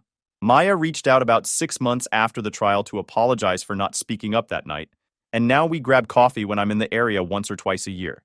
She's actually good people. She was just scared of going against the family tide. YouTube just dropped this new hype feature. If you're hooked on this story, smash that hype button. It tells YouTube this video deserves to blow up, and it keeps even crazier stories coming your way. This story is titled, "She Slapped Me Too Hard, So I Called Off the Wedding." Now she's begging me to take her back. Hi everyone. Before we dive in, a quick favor. If you enjoy content like this, please hit the subscribe button. It's free, supports the channel, and makes sure you never miss out on amazing videos. Alright, let's get started. Hey guys, so I've been sitting on this for a while, trying to wrap my head around everything. Honestly, I'm not the type to post personal stuff like this, but I feel like I need to get it off my chest. It's been a few weeks since this all went down, and even though I know I made the right decision, it still feels unreal. I was engaged to someone I thought I'd spend my life with, but one night changed everything. Let me explain. My name's Adam, I'm 29, and I work in IT. I've always been pretty chill, maybe even too much so. I don't like drama or making a big deal out of things. I'd rather talk stuff out and move on, you know? Kendra, my ex-fiancée, was the opposite. She's 27, works in marketing, and is the kind of person who thrives on energy. She's charismatic, super outgoing, and loves being the center of attention. When we first got together, her fiery personality was one of the things I loved about her. She was passionate, determined, and had this confidence that made you believe she could take on the world. Over time, though, I started noticing that her passion sometimes crossed a line into stubbornness. There were little red flags I ignored, like the time we went to a dinner party with my coworkers, and she made a comment about how I could have dressed better in front of everyone, laughing like it was a joke, or how she always had to pick the restaurant when we went out. And if I suggested something different, she'd either roll her eyes or say, "Well, I guess you don't care if I enjoy dinner." At first, I thought it was just her being particular, but it started to feel like things always had to go her way. So it became clear that if she wanted something, she wouldn't back down until she got it. I brushed it off for the most part because, well, no one's perfect. Fast forward 4 years, and we're engaged. Wedding planning was intense, to say the least. Kendra wanted this massive, Pinterest-perfect wedding with over 200 guests, an elaborate venue, and God knows how many floral arrangements. I, on the other hand, wanted something smaller, intimate, and manageable. We weren't rolling in money, and I didn't see the point of blowing our savings on a single day. But every time I brought up my concerns, it turned into a fight. She'd accuse me of not caring about the wedding or not wanting to put in the effort. I tried to explain that I wasn't against the wedding. I just wanted us to be realistic. It wasn't just about the guest list either. Every detail had to meet her exact vision. I remember one time she spent 2 hours debating with the florist about the color of the centerpieces, only to snap at me when I suggested we go with something simpler. "If you're not going to take this seriously, why are you even here?" she said, completely ignoring the fact that I'd left work early to make it to that appointment. It wasn't about compromising. It was about her winning. Then came that night. We were in the living room, buried under the chaos of wedding planning. Papers were scattered everywhere, sticky notes clinging to random surfaces, and a big binder stuffed to the brim sat open on the coffee table. Kendra had spent months assembling that thing, and now it looked like it was holding her sanity together by a thread. She was pacing back and forth, her words tumbling out in an endless rant about finalizing the guest list. She was fixated on inviting a sea of distant relatives I couldn't even begin to place. Cousins thrice removed, their kids, their plus ones. It felt absurd. I sat on the couch, watching her whirl around the room like a storm, trying to find the right moment to speak. Kendra, I said cautiously, do we really need to invite people we barely know? Shouldn't this be about the people closest to us?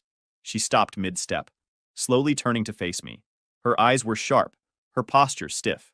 Why don't you take this seriously, Adam? Do you even care about this wedding? That question hit like a punch to the gut. I felt the tension in my chest rise, but I forced myself to stay calm. Of course I care, I said evenly. But it's not about how many people are there or how extravagant it is. It's about us, about starting our life together. Her expression darkened and her voice rose. You just don't get it. This isn't about us. It's about celebrating what we have with the people who've been there for our families. This is supposed to be the most important day of our lives, and you're treating it like a business transaction. It's not that, I said, struggling to keep my frustration in check. I just think we need to be realistic. We can't afford to invite half the state. That's not what's going to make the day special. Her laugh was short and bitter. Realistic? You mean cheap, right? You don't care about making this day memorable. You just care about the price tag. Kendra, come on, I said, my voice tightening. That's not fair. I'm trying to keep us from going into debt over this. Isn't that what matters? Starting our marriage on solid ground? You always do this, she snapped, stepping closer. Her tone was sharp enough to cut. You make me feel like I'm ridiculous for wanting something beautiful. Why do I even bother trying to make this special when you clearly don't care? I stood up, my frustration boiling over. Don't put words in my mouth. I care. But I'm not going to pretend throwing money at it will make it better. This is supposed to be about love, not putting on a show for people we barely know. She was trembling now, her face flushed, her hands balled into fists at her sides. You're impossible, she said through gritted teeth. You don't hear me. You never hear me. Her voice cracked, and for a second, I thought the tension might break into something softer, maybe a chance to de-escalate. But then she closed the distance between us, her movements abrupt and determined. Kendra, let's just... Before I could finish, her hand came down hard across my face. The slap echoed in the silence that followed, leaving a sharp sting on my cheek and an even deeper one in the pit of my stomach. For a second, I just stood there, stunned. I've never been in a situation like that before, and it felt like time froze. My cheek was burning, but it wasn't the pain that got to me. It was the sheer disbelief. This was someone I loved, someone I was supposed to marry, and she had just crossed a line I never thought she would. I stared at her, my mind racing to process what had just happened. Her expression shifted immediately from fury to shock. Her mouth opened slightly, her face pale. Adam, she whispered, her voice shaky and unsteady. I didn't mean to. I swear I didn't. I couldn't speak for a moment. I could feel my chest rising and falling as I fought to keep my composure. Looking back, there'd been moments leading up to this. The way she'd throw verbal jabs when she didn't get her way, or escalate every disagreement until I was the one who brushed it off to keep the relationship. This wasn't a one-off. It was the boiling point of something that had been simmering for a long time. Finally, I stood up, slow and deliberate, and met her eyes with a calmness that surprised even me. Pack your things, I said, my voice quiet but unyielding. Her eyes widened, and she took a half step back, her hands clutching each other. What? Adam, wait. No, I didn't mean it. You have to believe me. I wasn't thinking. I was just so... Stop, I interrupted, holding up my hand. I don't care what your excuse is. You put your hands on me, Kendra. That's not something I'm ever going to tolerate. Get your stuff and get out. She started crying, pleading with me to let her explain, but I wasn't having it. There's nothing to explain, I said firmly. You crossed a line, and I'm done. Pack your things and go. She tried to argue, but I wasn't going to let her guilt me into backing down. I stood there, arms crossed, watching as she grabbed her purse and some of her things. Her hands were shaking, and she kept looking at me like she was expecting me to change my mind. But I didn't. When she finally left, the house felt eerily quiet. I sat back down on the couch, staring at the wedding binder and the mess of papers she'd left behind, realizing that I had just ended a 4-year relationship in the span of 15 minutes. And the craziest part? I wasn't even angry anymore. The next morning, I woke up to my phone buzzing nonstop. Calls, texts, notifications. It felt like the whole world wanted to know what was going on. Kendra must have told a few people, and it spread like wildfire. I decided to start dealing with the fallout. First, I called my parents. My mom answered right away, her voice bright and cheery, like she was expecting a wedding update. "Adam, how's it going?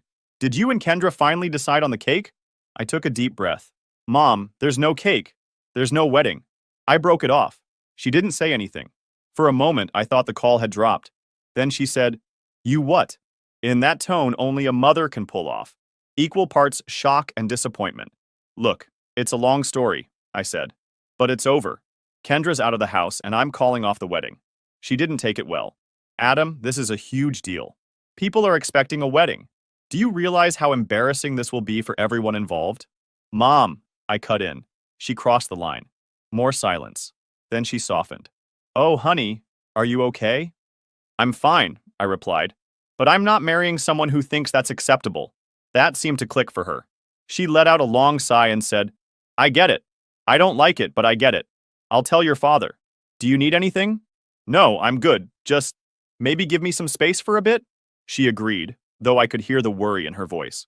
After hanging up, I moved on to the next task, canceling the wedding. I started with the venue.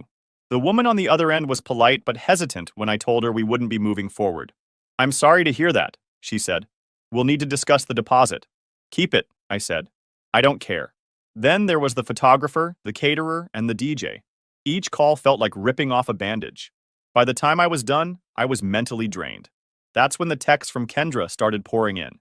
At first, they were apologetic. Long paragraphs about how she was sorry, how she didn't mean to slap me, how stress overwhelmed her. Then they shifted to anger. "I can't believe you'd throw away 4 years over one mistake," she wrote. "You're being so dramatic." By the end of the day, they were a mix of desperation and guilt-tripping. "You're ruining my life," she texted. "Everyone's asking me what happened, and I don't know what to say." I didn't respond to any of it. What was there to say? She knew what she'd done. Things got worse when mutual friends started reaching out. Some were supportive. My buddy Nate called to check on me. "Dude, I heard what happened. Are you okay?" "Yeah," I said. "Just dealing with the fallout." "You did the right thing," he said. "No one should have to put up with that." Others weren't so understanding. Kendra's friend Taylor, for instance, decided to take her side. She started posting vague but pointed comments on social media. Stuff like, "Some people can't handle a strong, independent woman," and "Imagine being so fragile you ruin a relationship over nothing." She didn't tag me directly, but it was obvious who she was talking about. It didn't bother me as much as it should have. If anything, it was just annoying. I didn't care what Taylor thought of me.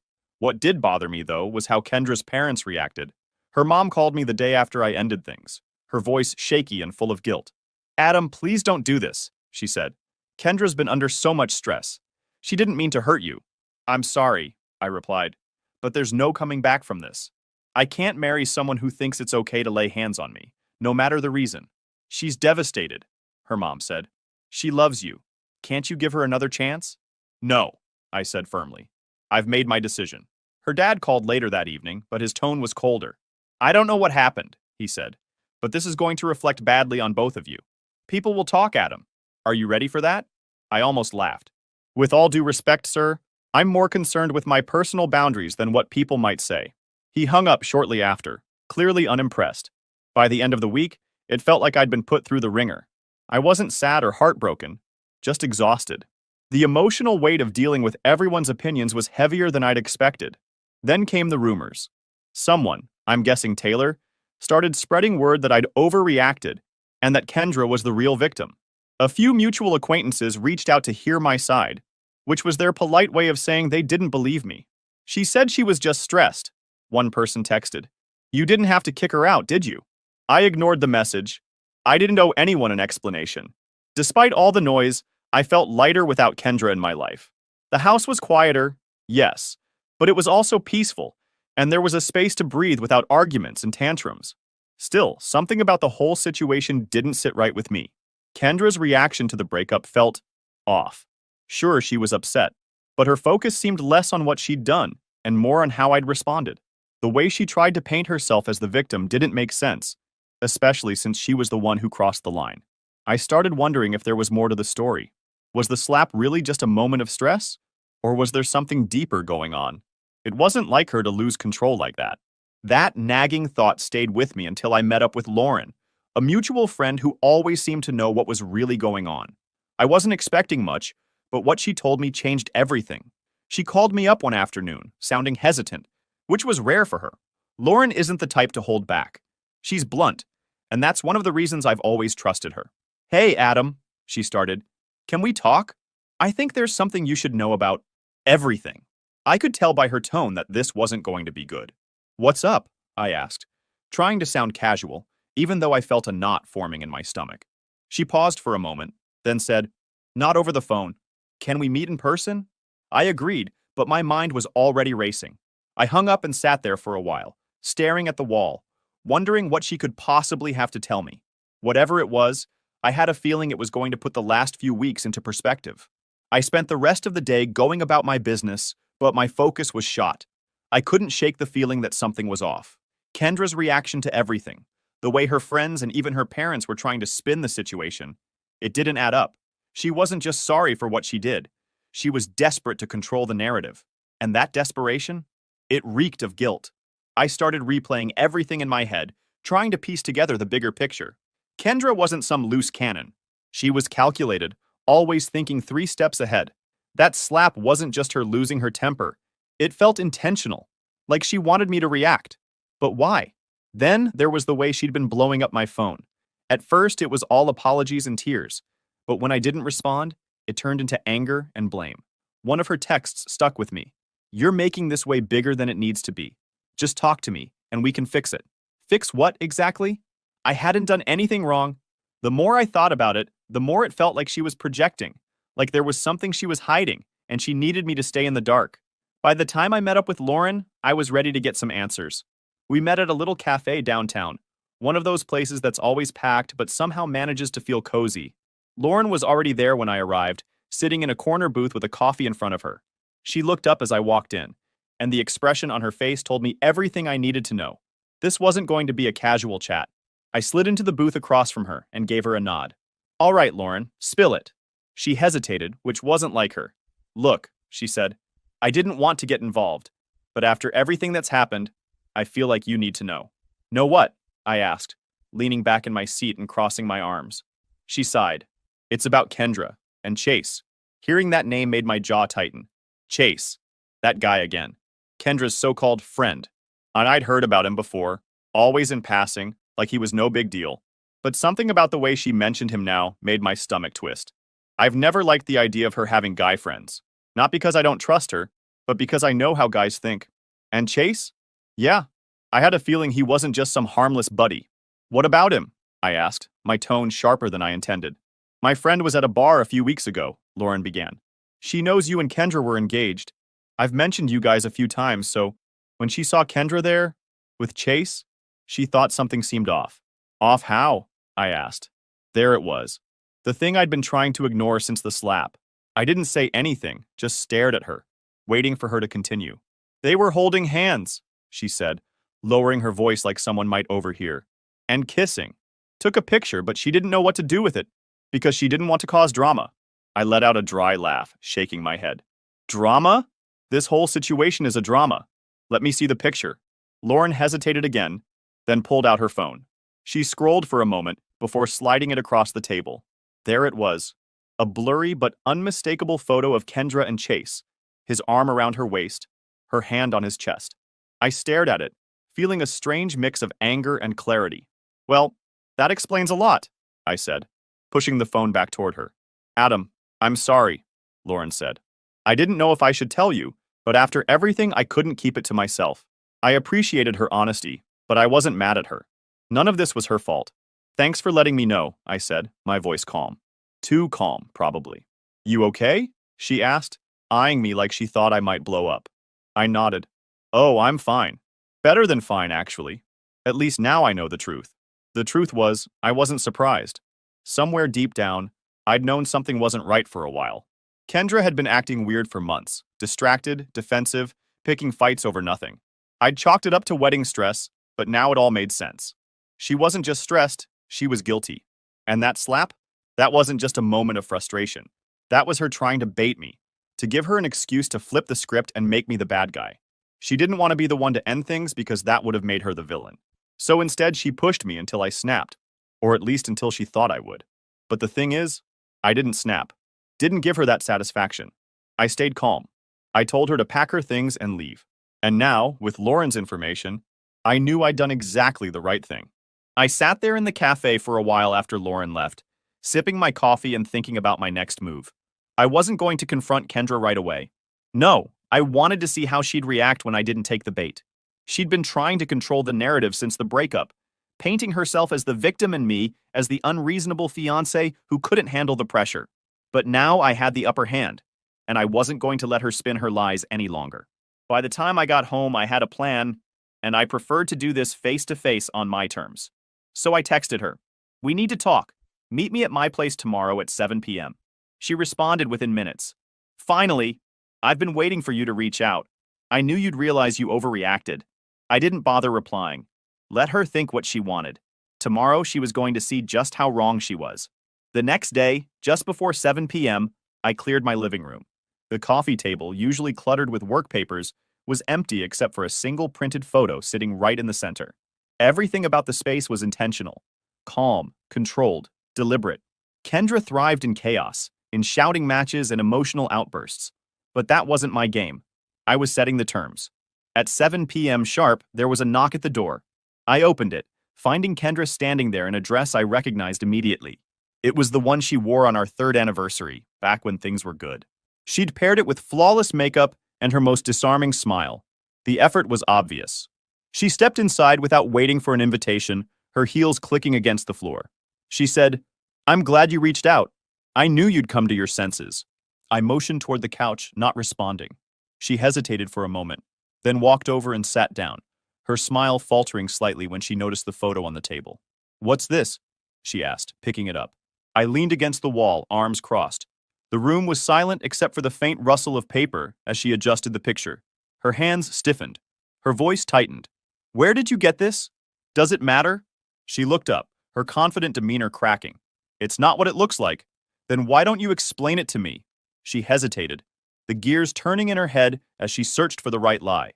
Finally, she let out a small laugh, though it sounded hollow. "Adam, this is ridiculous. Chase is just a friend.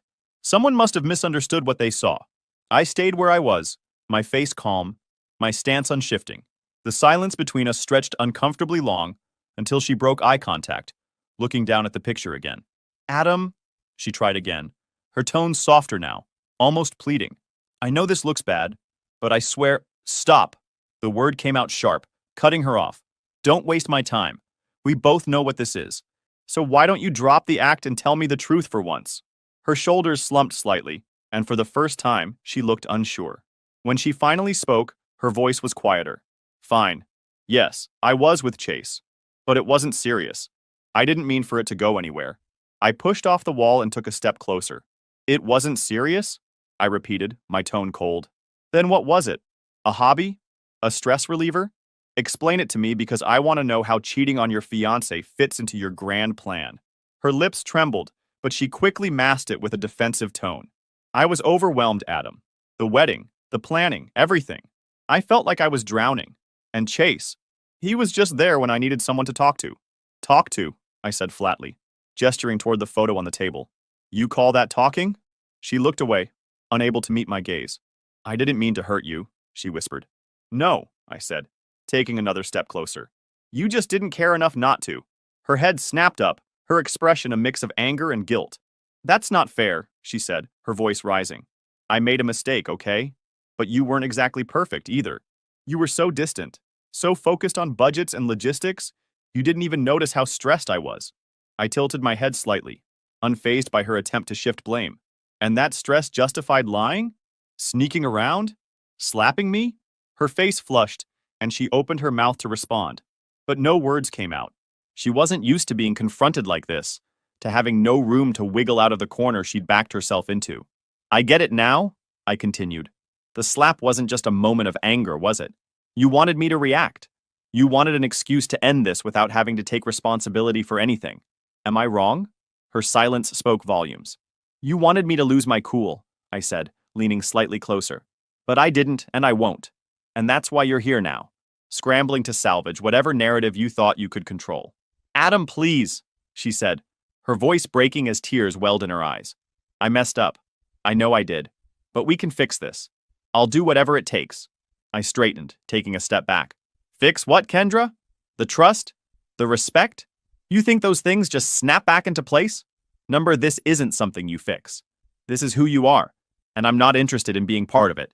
She stood up abruptly, her voice rising again. So that's it? You're just going to throw everything away? 4 years, Adam? 4 years? And you're going to walk away over one mistake? This wasn't one mistake. This was a series of choices. You chose to cheat. You chose to lie. You chose to cross the line when I didn't give you the reaction you wanted. This isn't me throwing anything away. This is me walking away from someone who already did. Her tears came then, streaming down her face as she reached for me. I stepped back again, shaking my head. Don't. You don't get to play the victim here.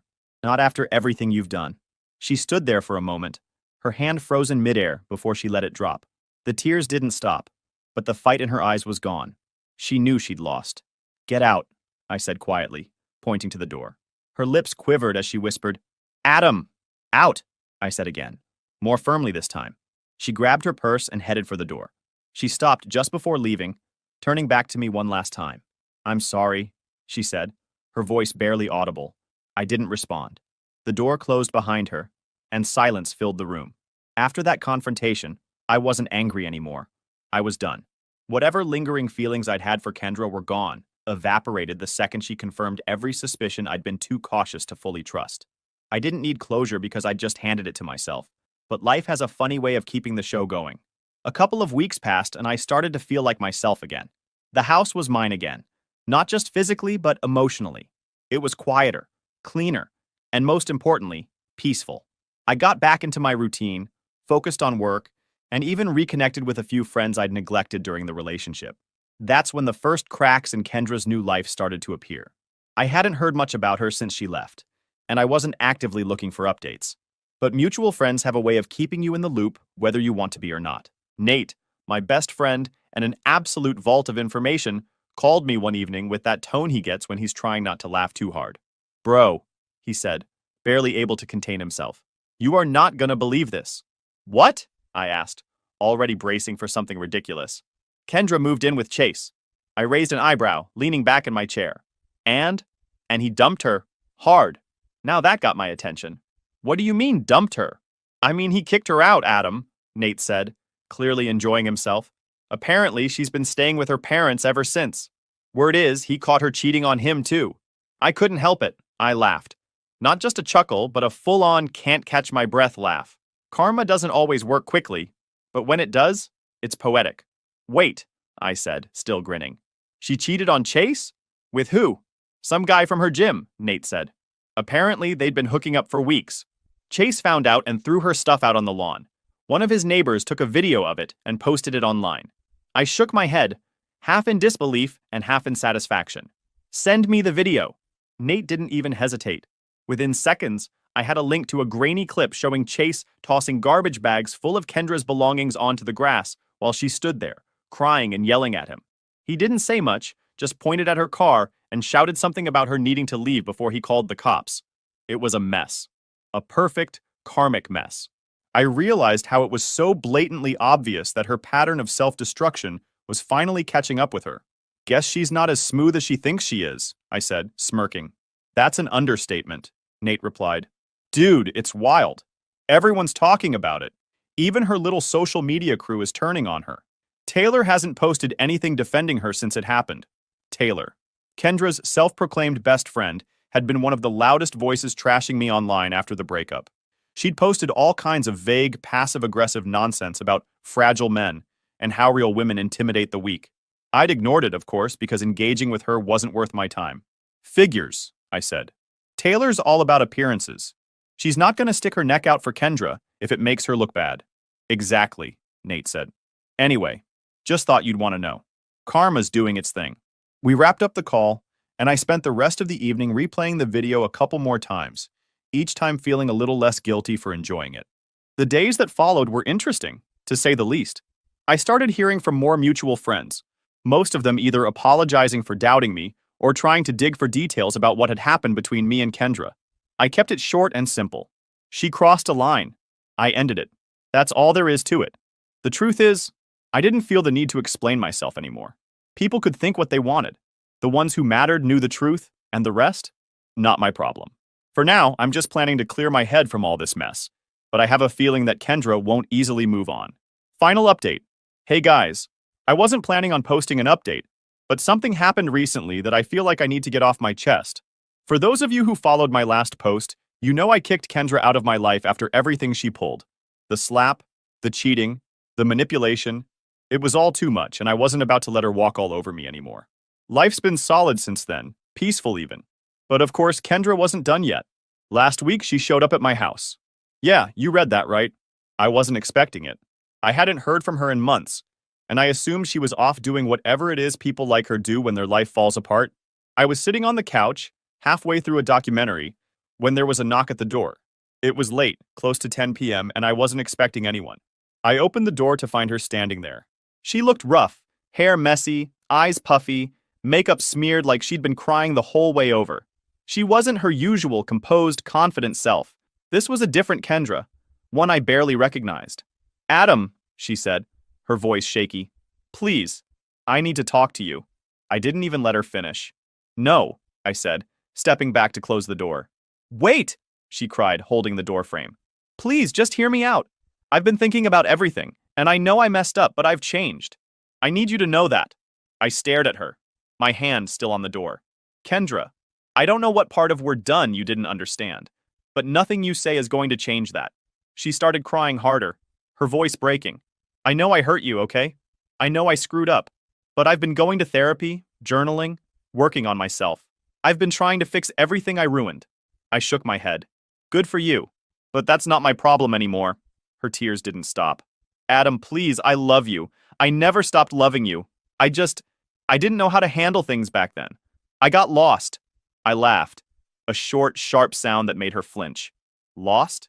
You didn't get lost, Kendra. You made choices. You cheated, you lied, and you slapped me. None of that was an accident, and none of it was my fault. So don't stand here and act like I owe you anything. Can't we just talk?" she begged, her hands clasped together like she was praying. "Just for a few minutes?" "No," I said firmly. "We have nothing to talk about. Whatever you think we had, it's over. It's been over since the moment you decided to betray me." Her face crumpled, and for a second, I thought she might collapse. "Adam," she whispered, her voice barely audible. "I don't have anyone else." I stepped back, my hand tightening on the door. "That's not my fault, and it's not my responsibility to fix." I pushed the door closed, but she stopped it with her hand. "Please," she said again, her voice desperate. "Just give me a chance. I'll do whatever it takes. I'll prove to you that I've changed." I let out a sigh, leaning against the doorframe. "Kendra, you don't get it, do you? This isn't about whether you've changed or not. It's about the fact that I don't trust you anymore. You broke something that can't be fixed, and no amount of therapy or promises is going to change that." Her hand dropped, and she stepped back, her shoulders slumping. For a moment, she just stood there, staring at the ground. Then she looked up at me, her eyes red and swollen. "I'm sorry," she said, her voice cracking. "For everything." I nodded once. "Good. Now go." I didn't wait for her to respond. I closed the door, locked it, and walked away without looking back. Through the window, I saw her standing on the porch for a few more minutes before she finally left. And that was it. No dramatic ending, no last-minute arguments, just a clean break. Honestly, I felt nothing. No anger, no sadness, no regret. It was like a weight I didn't even realize I was carrying had been lifted. People like Kendra don't change overnight. Maybe she'll figure herself out one day, but that's not my problem. And I'm not about to let her back in, just because she's finally realizing what she lost. Well, now for me, self-respect isn't negotiable. And once someone shows you who they really are, you don't give them the chance to do it again. Thank you guys for reading. "She's a doctor and you're just a Target cashier," my dad spat.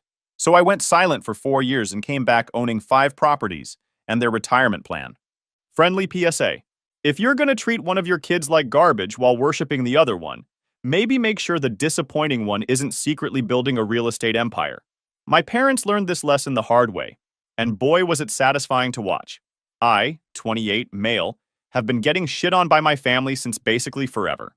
My parents never tried to hide the fact that they had a favorite kid, and it wasn't me. Growing up, it was always Celia got straight A's again, and Celia got into the honors program, while my report cards barely got a glance. Don't get me wrong, I wasn't a bad student. Solid B's with some A's mixed in, but I wasn't the academic superstar my sister was. I was more of a hands-on guy. While Celia was memorizing biology textbooks, I was the kid taking apart old computers and rebuilding them, or helping our neighbor fix his deck to earn some cash. My dad was always big on status and appearances. He worked as a mid-level manager at some corporate office, always talking about getting a promotion that never seemed to materialize. Dude literally had a whole collection of motivational posters in his home office with shit like persistence and excellence, ironic since he'd been stuck in the same position for like a decade. Mom was a high school teacher who spent most of her time bragging about her gifted daughter to her coworkers. Meanwhile, I was the kid who got a "that's nice, honey" when I won the school's woodworking competition. Not even a congratulations, just a half-assed acknowledgement before they went back to discussing Celia's latest academic achievement. When college time came around, Celia got into this fancy private university with a partial scholarship. My parents took out loans, drained savings, did whatever it took to send her there. They even remortgaged the house, which I only found out years later. When it was my turn 2 years later, the conversation was basically, community college has perfectly fine programs, and you can work to pay for it yourself. Message received. Loud and clear. The day Celia officially got that doctor, in front of her name, she walked into our parents' house waving her diploma and her offer letter from some fancy hospital. From that exact moment, I basically stopped existing to them, except as a punching bag. My parents never really tried to hide their favoritism, but after that day, they didn't just favor her. They started actively shitting on me. I still remember this family dinner where my dad straight up told me, "She's a doctor saving lives, and you're just scanning groceries at Target." I just stared at him thinking, who say this to their son? But he didn't stop there. He leaned back in his chair, smirked, and said, "Honestly, Marcus, if Celia didn't exist, we'd have no one to be proud of. At least one of our kids turned out to be worth something." He didn't even flinch, just kept eating like he hadn't just called his own son worthless with his whole chest. My mom laughed so hard she had to wipe her eyes. Then she chimed in, "Don't be so dramatic. He just means we can't exactly brag about someone who stocks shelves." Celia didn't even try to stop them. She seemed to enjoy the show. She just sat there with this smug little smile, sipping her sparkling water like she was too good for all of us. I kept thinking about how I'd fixed her laptop for free just the week before when she'd spilled coffee all over it. Funny how my useless skills were suddenly valuable when she needed them. After that, it became their favorite pastime to rip into me. Every holiday, birthday, random Sunday dinner, whatever. If I ever mentioned anything about my job or what I was doing, my parents would roll their eyes. My mom would say shit like, "Maybe someday you'll do something that matters." And my dad would just sigh and shake his head. The worst part? My parents had this framed wall in the hallway they called the Family Achievement Wall. It had about 20 photos of Celia, graduating med school, getting her first white coat, standing with some important doctor, and literally one photo of me. It was my high school graduation picture, and I swear they only included it because my grandparents called them out for not having any pictures of me at all. Celia got worse over time. "Marcus the minimum wager," she called me in front of our extended family once. "Put that on your name tag." When she bought her BMW, my parents wouldn't shut up about it, constantly asking when I'd upgrade from that beater. I drive a 2009 Civic that runs perfectly fine. When she bought her condo, they asked when I'd stop living like a broke college kid. When she went on vacations to Europe, they'd remind me that people with real careers get to travel. One Christmas, my dad literally gave me a book called From Mediocrity to Success, Finding Your Path, like, as my actual present. In front of everyone. My uncle choked on his eggnog. I tried different approaches. I stayed quiet. I defended myself. I skipped visits. Nothing changed. The second I walked through their door, I was back to being their favorite target. The only people who ever stood up for me were my grandparents. My grandpa once told my dad to back off after a particularly nasty comment, saying, "That boy works harder than you know, Gene." My dad just scoffed and said, "We're only teasing." My grandma June would always pull me aside and tell me she was proud of me no matter what, but it didn't change the overall dynamic. By the way, My grandpa was the only one who ever really got me. He was a carpenter his whole life, built things with his hands, just like I like to do. He used to say, some people build with their minds, others with their hands. Both types build the world we live in. He gave me my first tool set when I was 12, showed me how to fix things instead of replacing them. Those skills turned out to be way more valuable than anyone in my family realized. Celia stayed the golden child. I was the disappointment they wished would finally grow up. What none of them knew was that I'd been quietly building something on the side. 3 years ago, I scraped together enough for a down payment on a rundown duplex, fixed it up myself on weekends, rented both units, used that income to leverage another property, then another. I never told them. What was the point? They'd just find some way to make it about Celia. The only person who knew the real me was my girlfriend Nina. She's my biggest fan. Quiet, smart as hell, and sees right through people's bullshit. I never brought her to meet my family. I knew exactly what they'd say about a bookstore girl. My mom would probably ask her when she was planning to get a real job or make some comment about how Celia dated a neurosurgeon once. But Nina's been my rock through all this. She knows everything, sees everything, and never once asked me to prove myself to her. One night after a particularly brutal family dinner, where my dad suggested I shadow Celia at the hospital to see what real work looks like, Nina helped me realize something important. You know why your parents' approval matters so much to your sister? She asked. Because she has nothing else. No real friends, no hobbies, no life outside of being the successful daughter. You have a whole life they know nothing about. That's your power. She was right. And that power was about to become very, very real. So about 2 years into Celia's reign as family royalty, little cracks started showing. First, it was small things. Canceled visits. Shorter calls with my parents. Then at Thanksgiving dinner, she mentioned her husband Brad couldn't make it because of work stuff. My parents immediately jumped in to defend him, saying how important his job as a financial analyst was. Shooting me looks like, unlike some people at this table. What she didn't tell them was that Brad had actually moved out 3 weeks earlier. I only found out because I ran into him at a gym, and he was upset enough to spill that they were separating. He said something that stuck with me. Your sister cares more about your parents' approval than her own happiness. Apparently, she'd been working so many hours trying to be the superstar doctor, her parents expected that their marriage had completely fallen apart. Brad said she'd missed anniversaries, birthdays, even a planned vacation they'd already paid for, all because she couldn't bear to disappoint her bosses or, more importantly, her parents. I didn't say anything about it to my family. Wasn't my business to share, but I did notice the designer bags under her eyes at family gatherings, the way she checked her phone obsessively, like she was waiting for bad news. Classic signs of someone whose perfect life was starting to crack at the edges. 3 months later, Celia showed up to my grandparents' anniversary party alone, announced the divorce was final, and my parents immediately went into damage control. These things happen to busy professionals, my mom said, glaring at me like somehow I was responsible. My dad added, at least she accomplished something before the setback. I almost laughed out loud. Only my family could turn a divorce into another opportunity to take shots at me. That night, my grandpa pulled me aside and said, you notice how they never ask how you're really doing, Marcus? That's their loss. You keep building your life quietly. The loud ones burn out first. He had no idea how right he was. Over the next year, Celia started showing up to family events looking exhausted. The hospital stories became less enthusiastic. She started chugging energy drinks at dinners. My parents either didn't notice or pretended not to. They were too busy using her accomplishments as ammunition against me. When was the last time you got a promotion at Target? My mom asked during Christmas dinner. I just shrugged and said, I'm doing all right. Doing all right isn't the same as succeeding. My dad jumped in. Your sister works 80-hour weeks saving lives. I noticed Celia flinch slightly but say nothing. I just nodded and changed the subject. What they didn't know was that I had just closed on my 4th property, a small apartment building that had nearly doubled my monthly cash flow. But I kept my mouth shut. I'd learned long ago that nothing I accomplished would ever matter to them. There was this one day when I was working on my latest property, a 4-unit building that needed serious plumbing work. I was under the sink, fixing a leak, when my phone rang. It was my dad. Marcus, he said, not even bothering with hello. We need you to switch weekends for your grandmother's birthday. Celia has an important conference she needs to attend, so we're moving the celebration to the following weekend.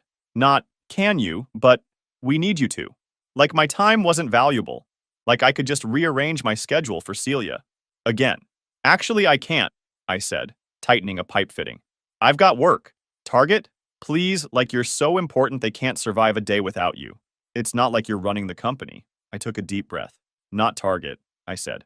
Other work. What other work? He sounded genuinely confused, like he couldn't imagine me doing anything but scanning groceries. Just projects, I said vaguely. I'm committed already. He sighed that signature disappointed dad sigh. This is family, Marcus. I don't understand why you can't be more accommodating like your sister. I almost told him then. Almost said, actually, Dad, I'm in the middle of fixing up a property that'll net me more money this month than you make in 3. But I bit my tongue. The time wasn't right. Nina came with me to Christmas Eve at my grandparents' house. The only family event I actually enjoyed. My grandma June took to her immediately, whispering to me later, "That girl sees the real you. Don't let her go." My parents had no clue Nina even existed. I kept those worlds completely separate. At that time, Celia was barely holding it together. She'd switched hospitals twice, started complaining about patient loads, administrative bullshit, insurance paperwork. My parents would immediately shut her down with, "But you're making great money, honey. That's what matters." I watched her smile tighten every time. I almost felt bad for her. She started showing up to family stuff in her scrubs, claimed she didn't have time to change. Her perfect makeup became non-existent. Her designer clothes got replaced with whatever was comfortable. But my parents were so invested in the image of their successful doctor-daughter that they just kept bragging about her to anyone who would listen. The breaking point came at my dad's 60th birthday dinner. My parents had chosen some expensive restaurant and spent the whole night talking about the European cruise they were planning. When my dad opened his presents, Celia handed him an envelope with first-class flight upgrades. "Only the best for you guys," she said, but her smile didn't reach her eyes. Later, when she went to the bathroom, my mom leaned over to me and said, "See what a thoughtful, successful daughter does? When are you going to contribute anything to this family?" I just took a sip of water and said, "Everyone contributes differently, I guess." My dad snorted. "Some more than others." My grandma June heard this and said sharply to my mom, "That boy has never asked you for a dime since he was 18. Maybe think about that before you start tallying up contributions." My parents just rolled their eyes. But I noticed Celia had returned and heard everything. For the first time ever, I saw something like doubt cross her face. That night, I found her sitting alone on my parents' back porch, staring at nothing. I almost walked away. We weren't exactly close anymore. But something made me sit down next to her. "You okay?" I asked. She didn't look at me. "Do you ever feel like you're living someone else's life?" It was such an unexpected question that I didn't have an immediate response. "Because sometimes," she continued, "I look around and wonder how I got here. When did I decide this was what I wanted?" "Didn't you always want to be a doctor?" I asked, genuinely curious. She shrugged. "I wanted to make mom and dad proud. Being a doctor was the clearest path to that." She looked at me finally. "You're the smart one, you know." I laughed. "Pretty sure that's not what our parents would say." "That's because they don't see it," she said. "You figured out early that their approval wasn't worth chasing. I'm just realizing it now, and I've already given up. Everything." Before I could respond, my mom called us back inside for cake. Celia plastered on her fake smile and went back to being the perfect daughter. But something had shifted. I could feel it. A few nights later, my phone buzzed close to midnight. It was Celia. I stared at the screen for a second. We don't usually talk, not unless someone needed something. But this time felt different. I answered. She was crying. Not just sniffling, but full-on sobbing. "Marcus, I fucked up," she choked out. "I really fucked up." This wasn't the first time she'd called me out of the blue. About 8 months earlier, she called asking if she could borrow $5,000 for what she called a temporary cash flow problem. I didn't ask questions, just sent it and told her to pay me back whenever. She never did. "What's wrong?" I asked, sitting up in bed. Nina stirred beside me, opening her eyes. "I lost my job," she whispered. Like saying it out loud made it real. 3 months ago." I was silent for a moment. "Why didn't you tell anyone? Are you kidding? Tell mom and dad I failed? After everything ... She trailed off. "I thought I'd find something else quickly. I have applications everywhere, but nothing's coming through and I'm out of options." "What have you been living on?" I asked, though I was starting to put the pieces together. That's when the dam broke. Through sobs, she admitted she'd blown through her savings, maxed out credit cards, taken loans from friends, and now was facing eviction from her fancy condo. Her BMW was already gone, repossessed last month. She'd been Ubering to interviews and telling our parents she was having car trouble. Her voice got smaller when she admitted the real kicker. My parents had no idea. "They think everything's fine?" I asked. "Worse," she said. "They keep asking me for things." That's when she told me what had really been happening these past few years. Every vacation my parents took, Celia paid for it. The renovations to their house, Celia. Dad's new car, Celia. The weekly dinners at expensive restaurants, all on her dime. They never said they couldn't afford it, she explained. They just expected it, like it was my duty since I was doing so well. At first I thought I was just being generous. But now you're broke, I finished for her. Yeah, she whispered, and I have nowhere to go. I should have told her to figure it out herself. After years of looking down on me, joining in on my parents' jokes at my expense, treating me like I was beneath her, I had every right to hang up. Instead, I said, I manage a duplex on Westfield. The smaller unit is empty. You can stay there until you figure things out. The truth was, I didn't just manage that duplex. I owned it, and 4 other properties. But she didn't need to know that. There was a long silence before she finally said, Why would you help me after everything? I thought about it for a moment. Because I'm not them. When I hung up, Nina rolled over and looked at me. You sure about this? No, I admitted. But it feels like the right move. She smiled slightly. This is why I love you. You're nothing like they think you are.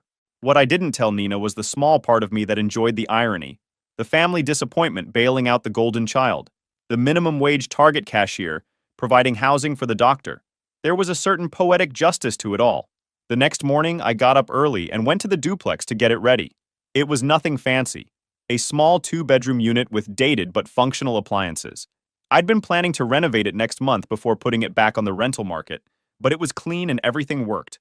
I stocked the fridge with some basics, made sure the utilities were on, and left a spare key under the mat. As I was checking the smoke detectors, I found myself thinking about how different my life could have been if I'd chased my parents' approval the way Celia had. I might be the one calling her for help instead of the other way around. The thought made me shudder. Celia showed up the next day with 3 suitcases and red eyes. For someone who always looked perfect, she was a mess. I gave her the keys to the unit and a basic rundown of the place. It's not fancy, I warned her. Nothing like your condo. It's a roof, she said quietly. That's all I need right now. I didn't tell her that the property manager she'd be paying her reduced rent to was actually me. As far as she knew, I was just the connection that got her the place. I figured the less she knew about my situation, the better. The first day she was there, I noticed her sitting on the small concrete patio, staring at her phone. I was stopping by to fix a cabinet door that wasn't closing properly. Everything okay with the place? I asked. She looked up, startled. Yeah, it's fine. I'm just job hunting. I nodded and went to work on the cabinet. After a few minutes of awkward silence, she spoke again. Hey, Marcus, could you look at my resume? I feel like I'm missing something. I've applied to 20 places and only got 2 callbacks.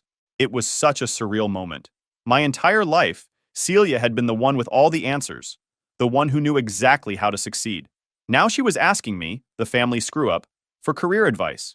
Sure, I said, trying to hide my surprise. Send it over. Later that night, I reviewed her resume. It was impressive on paper.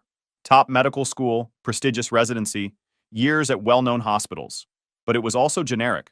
Nothing about her stood out from the thousands of other qualified doctors looking for work. I sent her back a marked-up version with suggestions, focusing on specific achievements, quantifying results, highlighting unique skills. Basic stuff I'd learned from my own journey, but things she'd never had to think about before. Her career had always been on the fast track, until it derailed. This is actually really helpful, she texted back. Where did you learn all this? Some of us have to work for opportunities, I replied simply. Nina was skeptical at first. She's going to figure it out eventually, she pointed out. Maybe, I admitted. But I'm not ready for that conversation yet. My parents found out Celia had moved within days. My mom called first, her voice dripping with fake concern. Marcus, honey, I heard your sister is staying at some apartment you found for her. That was thoughtful. No thanks. No acknowledgement that I'd helped when they hadn't. Just surprised that I could be useful for once. Yeah, she needed a place, I said simply. Well, your father and I think she should come stay with us instead. She needs to be with family during this temporary setback. I almost laughed. Did you ask her what she wants? Well, no, but maybe try that, I suggested and hung up. My dad called next. More direct. Marcus, your mother and I think Celia should stay with us. This situation is just temporary while she sorts out some work stuff. Oh, what happened with her job? I asked innocently. There was a pause. She's between positions. Very normal in the medical field. Anyway, we have plenty of room here. Did she tell you she wants to stay with you? Another pause. Well, no, but we're her parents. Like I said to Mom, maybe ask her what she wants. What I was piecing together was that Celia hadn't told them the full story. They knew she'd moved and was staying in a place I'd arranged, but they didn't know she was flat broke, jobless, and had been for months. A week later, I stopped by to fix a leaky faucet in Celia's unit, something I could have called a plumber for, but I wanted to check on her. She was on the phone in the kitchen, speaking quietly, but not quietly enough. Mom, I can't ask him for that, she was saying, her voice tense. I couldn't hear my mother's response, but Celia's side told me enough. No, I don't know how much he makes. Yes, I know he's helping me with rent already. No, I don't think he has savings like that. I froze in the hallway. Were they seriously talking about hitting me up for money? After years of treating me like I was worthless? Mom, he's a Target cashier, Celia hissed. He can't just… No, I understand you guys are struggling without… Yes, I know I used to help, but that was all I needed to hear. I didn't burst in or make a scene. I just quietly went back to fixing the faucet. When she came out of the kitchen, she looked startled to see me. How long have you been here? She asked, her voice slightly panicked. Long enough, I replied without looking up from the sink. If they send you to ask me for money, you're out of here. That clear? She didn't argue. She just nodded and left the room. That night, I told Nina everything. She wasn't surprised. She said my parents had been using Celia for years, and now they were trying to shift that burden onto me. But the difference was, I saw it coming.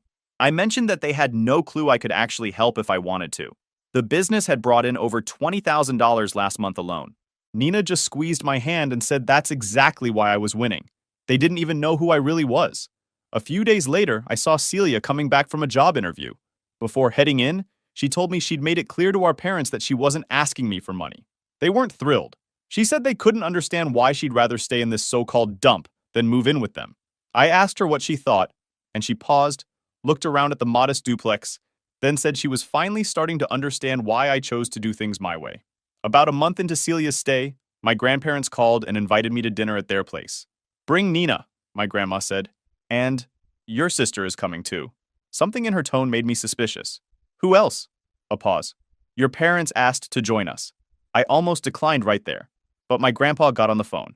Marcus, I think you should come. Trust me on this one. When Nina and I arrived, everyone was already there. My parents looked tense. Celia looked miserable. My grandparents exchanged a look when we walked in that I couldn't quite read. Dinner started awkwardly. My parents kept trying to pull Nina into conversation, suddenly interested in her now that they'd realized she was my serious girlfriend. A bookstore. How quaint, my mom said, eyeing Nina's outfit like she was mentally calculating the fabric cost. I'm sure that's fulfilling. Do they let you sit and read all day? Or is there actual work involved? Nina just smiled and said she loved books. Unfazed. My dad chuckled. Hey, as long as someone's bringing in money, right? Then he turned to Nina and added, Bet you weren't expecting to date a Target cashier. You must really be into charity work. They both laughed like they'd just delivered a zinger at open mic night. And how long have you two been together? He asked, still grinning. 2 years next month, Nina replied. My parents blinked like they'd just heard we were secretly married with 3 kids. My mom tilted her head and said, 2 years? And still going strong? That's admirable. I mean, not everyone would have the patience for someone still finding his path. Then came the questions about where we lived. I kept it vague. We have a place. But of course that wasn't enough. East Side? My mom repeated when I finally gave a little more. Oh, well, it's nice that you're making it work with what you've got. I'm sure it has character. You must really love each other. My dad snorted. Must be that handyman charm. Built her some shelves and boom, true love. Nina kept her smile, but I felt her grip tighten slightly under the table. After dinner, my dad cleared his throat dramatically, like he was about to give a toast or stage an intervention. I knew whatever was coming next wasn't going to be anything good. Marcus, we wanted to talk to you about something important, he began. As you know, family needs to stick together during difficult times. My mom jumped in. Your sister has been going through a career transition, and it's put some temporary strain on all of us. I noticed they were careful not to say financial strain or admit Celia was unemployed, still keeping up appearances. For years, Celia has been so generous with us, my dad continued. She's helped us enjoy our retirement, make some home improvements, travel a bit. And now it's time for you to step up, my mom added, looking directly at me. We've always been there for you, Marcus. We put food on the table, clothes on your back, sent you to school. I almost laughed. I'd been financially independent since 18. Worked through community college myself. Never asked them for a dime. What are you asking for exactly? I said, keeping my voice neutral. My parents exchanged a look. Well, my dad said, we have some expenses coming up. The house needs a new roof, and your mother's car is having issues. So you want me to pay for those things? I clarified. My mom looked offended. We're not asking for handouts, Marcus. We're just saying that family supports each other. Celia has always understood that. I glanced at my sister, who was staring down at her plate. She wouldn't meet my eyes. How much? I asked simply. My dad bluntly said, about $20,000 would help us get through the next few months. The room went silent. $20,000. From their Target cashier son. I set down my fork carefully. And you think I have that kind of money? Well, not all at once, obviously, my mom said quickly. But Celia mentioned you've been doing some property management on the side. Surely you have some savings. I looked at Celia, who finally met my eyes. She looked ashamed. I didn't tell them anything specific, she said quietly. They just wouldn't stop asking. I nodded slowly, then turned back to my parents. Let me get this straight. For years, you've made fun of my job, called me a failure, compared me to Celia at every opportunity. You've belittled everything I've done, never bothered to ask about my life, didn't even know I've had a girlfriend for 2 years. And now you want me to give you money? Now that's not fair, my dad started. My grandpa cut him off. Actually, I think it's perfectly fair. Everyone turned to look at him. My grandpa rarely intervened in family disputes. You and your wife have spent years treating Marcus like he's beneath you, he continued. June and I have watched it happen. We've said our piece about it many times, but you never listened. My grandma nodded. You dismissed his work, his choices, his path, and now you want his help? After everything? And then my dad went there. Look, Marcus, he said, voice dripping with contempt masked as concern. It's not like you're married, or raising a family, or building a real career.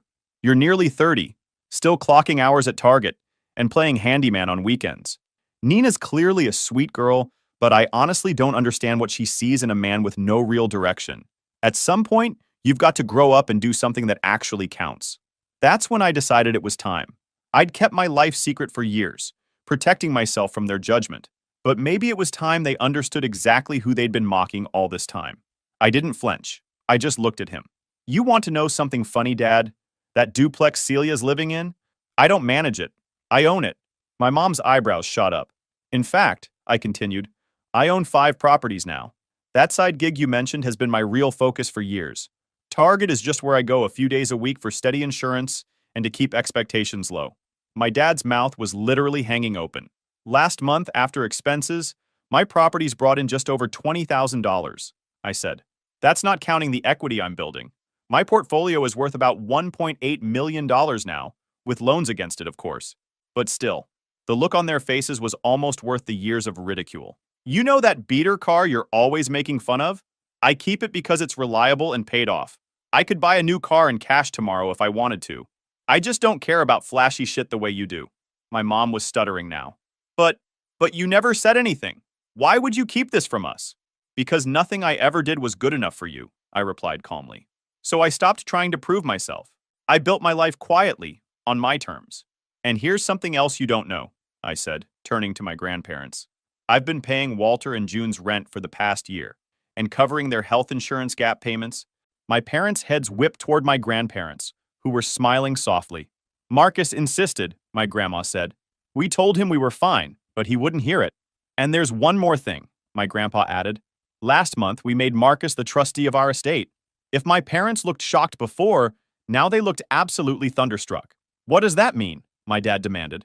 It means, my grandpa said calmly, that Marcus makes the financial decisions for us now, and whatever's left when we're gone goes where he thinks it should go. This is absurd. We're your children. My dad slammed his hand on the table. And Marcus is our grandson who actually takes the time to check on us, my grandma replied. When was the last time you came by without needing something, Jean? My mom turned to me, her face unreadable. You've been hiding all this from us? Why? I looked at her steadily. Why would I tell you? So you could ask for money sooner? So you could pretend to be proud of me only after I became financially successful? I shook my head. No thanks. Then I said the words I'd been holding back for years. Funny. You always said I'd never amount to anything in this family, and now I'm the one who signs the checks. My dad stood up abruptly. This is ridiculous. You've turned my own parents against me. No, my grandma said firmly. Your behavior did that all on your own. My mom turned to Celia, clearly expecting her to say something in their defense. But my sister just looked at them and said softly, "They used me too, Mom." My dad's face went purple. Used you? We supported you. We bragged about you. You paraded me around like a trophy, Celia interrupted, and then expected me to fund your lifestyle because I was doing so well. You never once asked if I was happy. My dad started sputtering about ungrateful children, while my mom dabbed at her eyes with a napkin, going for the sympathy angle. Neither of them was actually listening to what we were saying. "I think we're done here," I said, standing up. I looked at my grandparents. "Thank you for dinner." As Nina and I headed for the door, I heard my dad call after me. "So that's it? You're just going to walk away when your family needs you?" I turned back, one hand on the doorknob. "That's exactly what you taught me to do." After the dinner showdown, I went completely no contact. Blocked my parents' numbers, email, everything. No more drive-by guilt trips, no more fake check-ins. Nina and I even changed our locks and added cameras because, knowing them, a pop-in wasn't out of the question. Celia stayed in the duplex a bit longer, eventually landing that community clinic job she mentioned. She's not rolling in cash anymore, but she told me it's the first time she actually feels like she's doing something that matters. For herself, not just for the applause. We talk now. Not every day, but enough. The dynamic has completely flipped. She listens, asks for advice, respects what I've built. We're not best friends or anything, but there's peace there. For once. As for my parents? Well, after I iced them out, they tried going through Celia to mediate. She shut that down fast. Told them flat out that I was done, and they had no one to blame but themselves. My dad apparently had a meltdown when he found out I transferred the trustee power of attorney to a lawyer, so even my grandparents' estate is now completely locked out of his reach. They're not doing great financially. Without Celia bankrolling everything, they're starting to feel what it's like to actually live within their means. They had to cancel the cruise, sell the new car. There were rumors, through my aunt, that they were looking into reverse mortgages, but honestly, not my problem. The last message I ever got from them was a group email titled "Family is Forever." It was 2 paragraphs of emotional manipulation, half-baked apologies, and a classy little jab at the end. "We raised you better than this." I didn't respond, just archived it and poured myself a coffee in my workshop while looking over the blueprints for my next property. Funny how success looks different when no one's telling you what it should look like. Also, the family achievement wall? My grandparents replaced half the pictures. Now there's one of Celia in scrubs and one of me, standing in front of my first building with a sold sign. Grandpa framed it himself. I guess if there's a moral here, it's this. Bet against the quiet ones long enough, and eventually, they'll stop playing by your rules and build their own damn scoreboard. Peace, Marcus, your friendly neighborhood disappointment, who also just hit 6 figures in monthly revenue. But what do I know? I still drive a Civic. Excluded from my sister's wedding because I was socially unfit. Her words, not mine. So I booked a peaceful vacation instead. The next morning, karma hit fast, and my phone started buzzing like a hornet's nest. Dozens of missed calls, a flood of panicked texts. Suddenly, the unfit one was the only one they needed. Long-time lurker, first-time poster. This happened over the past few months, and I'm still processing it all. Throwaway account because some family members know my main Reddit handle. Sorry for the length, but context matters, and the ending is absolutely worth it. I've been debating whether to post this for weeks, but my friends keep telling me Reddit needs to hear this story. TLDR at the bottom for those who want to skip ahead. But honestly, you're going to want to read the whole thing. This is one of those stories where every detail matters, and the payoff is incredible. All right, Reddit. Let me paint you a picture of my life before everything went sideways. I'm 34 male, and I work as a senior marketing director for a major advertising agency here in Chicago.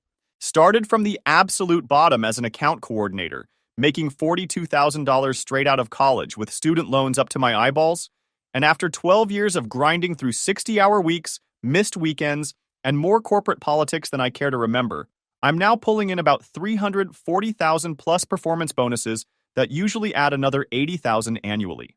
I own my house outright in a nice suburb, 3-bedroom colonial that I bought as a foreclosure, and spent 2 years renovating myself. Drive a decent car, nothing flashy but reliable. I've got about $950,000 saved up between my 401k, investment accounts, and regular savings. Not trying to show off here, but this becomes critically important later in the story. My sister Ashley, 29 female, and she's basically everything you'd expect from someone who peaked in high school and never quite figured out what to do next. Always been the pretty one in the family who got by on looks and charm, while I was the awkward nerd with thick glasses actually working for everything I had. After graduating high school with a 2.1 GPA, she bounced between community college for about a semester, some pyramid scheme nonsense selling makeup to her friends, a brief stint at a clothing store, and eventually landed on becoming an Instagram influencer, with like 60,000 followers she bought half of. Her content is basically just lifestyle posts, selfies at trendy restaurants she can't afford, and promoting whatever random products companies send her for free. Think generic blonde girl holding teeth whitening kits and protein powders with captions like, "Living my best life. Use code Ashley20 for discount." You know the type. Here's where this story really starts. I've been her financial safety net for literally years. And I'm not talking about small amounts here and there. When she crashed her brand new Honda Civic because she was texting while driving and rear-ended someone at a red light, I paid the $8,000 for a replacement down payment. When she racked up $18,000 in credit card debt buying designer clothes and handbags for her brand and content creation, I bailed her out and paid off every single card. When she got evicted from her apartment because she spent 3 months of rent money on some girl's trip to Miami for networking opportunities, I covered her security deposits, first month's rent, and moving costs for a new place. But it goes deeper than just the big emergencies. I paid for her car insurance for 2 years when she claimed she was between opportunities. I bought her groceries more times than I can count. I paid her phone bill, her gym membership, even her Netflix subscription because she said she needed it for market research on what content was trending. I'm talking about dropping probably $90,000 on her over the years, and that's being conservative with my estimate. Every single time, she'd cry real tears, promise she learned her lesson, swear she'd pay me back as soon as she got back on her feet. Spoiler alert, she never did. Not once. Not even $5. The reason I kept helping wasn't because I'm some pushover who doesn't understand money. It's because after our dad died of a heart attack when I was 16 and she was 11, I felt genuinely responsible for her well-being. Mom basically checked out emotionally after the funeral, started working double shifts as a nurse and drinking wine every night to cope with the grief. Someone had to step up and be the adult, so I did. I helped Ashley with her homework every night, drove her to school activities and friends' houses, talked her through every teenage crisis and breakup with whatever loser she was dating that month. When she wanted to quit high school because some boy broke her heart, I'm the one who convinced her to stick it out. When she needed a dress for prom but mom forgot to save money for it, I worked extra shifts at my part-time job to buy her one. So when she started dating Brad about 18 months ago, some crypto day trader who thinks he's the Wolf of Wall Street because he made some lucky investments during the 2021 cryptocurrency boom, I wasn't exactly thrilled. The guy drove a leased Porsche, wore expensive suits, and constantly talked about his portfolio and investment strategies. But Ashley seemed genuinely happy for the first time in years, and he appeared to have money. So I figured maybe she'd finally found someone else to support her lifestyle, and I could stop being her personal ATM. Looking back now, I realize how naive that was. I should have known better. 2 months before Ashley's wedding, I'm sitting in our main conference room in the middle of a crucial campaign presentation for a Fortune 500 client. We're talking about a $15 million account that could make or break our quarterly numbers. When my phone buzzes with a text message, normally I'd ignore it during something this important, but I glanced down and saw it was from Ashley. "Hey, Jake!" So Brad and I just finalized our guest list, and we had to make some really tough decisions about numbers.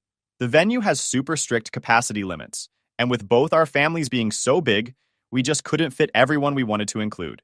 Hope you understand. Love you lots. I'm sitting there staring at my phone screen, trying to process what I just read while my creative director is discussing budget allocations and timeline deliverables. The words weren't computing properly in my brain. I excused myself from the meeting, told my team I'd be right back, and stepped into an empty office to call her immediately. "Ashley, what the heck is this text message about?" "Oh, hey, Jake!" She answered in that overly cheerful, fake sweet voice she uses when she wants something or knows she's about to disappoint someone. "I was hoping you'd call. I know the text was probably confusing, but the venue situation is really complicated and are you seriously uninviting me from your wedding? It's not that simple. God, why do you always have to jump to the worst possible conclusion? You're being so dramatic right now. Brad's paying for everything, and his family insisted on bringing like 25 people, and we're already way over budget, and the venue can only hold so many people legally, and Ashley, I'm your brother. Your only brother. I know, and I love you so much. But it's literally just one day. You hate weddings anyway, remember? You're always complaining about how they're overpriced parties and a waste of money. I figured you'd actually be relieved not to have to sit through all the ceremony stuff and small talk with relatives. That comment hit differently than she probably intended. Yeah, I think most weddings are ridiculously expensive productions that put couples into debt for what amounts to a single party. But this wasn't some random acquaintance's wedding. This was supposed to be my sister's wedding, the sister I'd been supporting financially and emotionally for over a decade. Ashley, I've been there for you through everything. Every single crisis, every time you needed money, every breakdown, Ugh, here we go with the money thing again. She cut me off with an exasperated sigh. I never asked you to help me, Jake. You offered. You always offer. I never put a gun to your head and demanded money. My blood pressure shot through the roof so fast I thought I might actually have a stroke right there in that empty office. She never asked? She never asked me to pay her rent so she wouldn't be homeless? She never asked me to bail her out of credit card debt? She never called me crying at midnight begging for help with some financial emergency? So that's it? I'm just not invited to your wedding? Jake, please don't make this harder than it already is. Brad really wanted to keep it intimate and romantic, and his family has very specific expectations about the guest list and the social dynamics. And how many people are you inviting total? Like, around 195, but that includes kids and plus ones, and 195 people. But no room for the brother who'd been supporting her financially for over a decade. I hung up without another word and sat in that empty office for 20 minutes trying to process what had just happened, while my team was probably wondering where the heck I'd disappeared to during our biggest presentation of the quarter. When I finally went back to the conference room, I could barely focus on the client meeting. My mind kept spinning with questions. How long had she been planning this? When did she decide I wasn't worthy of witnessing her wedding? Did Brad influence this decision, or was it all her idea? I needed answers, and I needed them fast. So during my lunch break, I called Mom at her little retirement community in Arizona, where she's been living since she turned 65. She basically spends her days playing slot machines at the nearby casino, taking water aerobics classes, and dating men who are probably closer to my age than hers. Jake, what a wonderful surprise. How's my successful son doing? How's work going? Mom, Ashley just uninvited me from her wedding. What the heck is really going on here? The pause on the other end of the line was way too long, like uncomfortably, suspiciously long. Long enough that I started wondering if the call had dropped. Oh, sweetie, I'm sure it's just a misunderstanding. Ashley loves you so much and she talks about you all the time. Maybe there was some confusion with the invitations or… Mom. I used the tone I remembered from childhood when I knew she was lying about something. What's really going on? And don't give me some story about misunderstandings. Okay, look, this is complicated, Jake. Brad's family is very well off, like really wealthy, and they're paying for most of the wedding expenses. Ashley mentioned there were some logistical complications with the guest list that had to be worked out. What kind of logistical complications? Another pause. Then the truth started coming out, piece by piece. Brad's family doesn't really… They're concerned that you might not fit in well with their social circle. Excuse me? What does that even mean?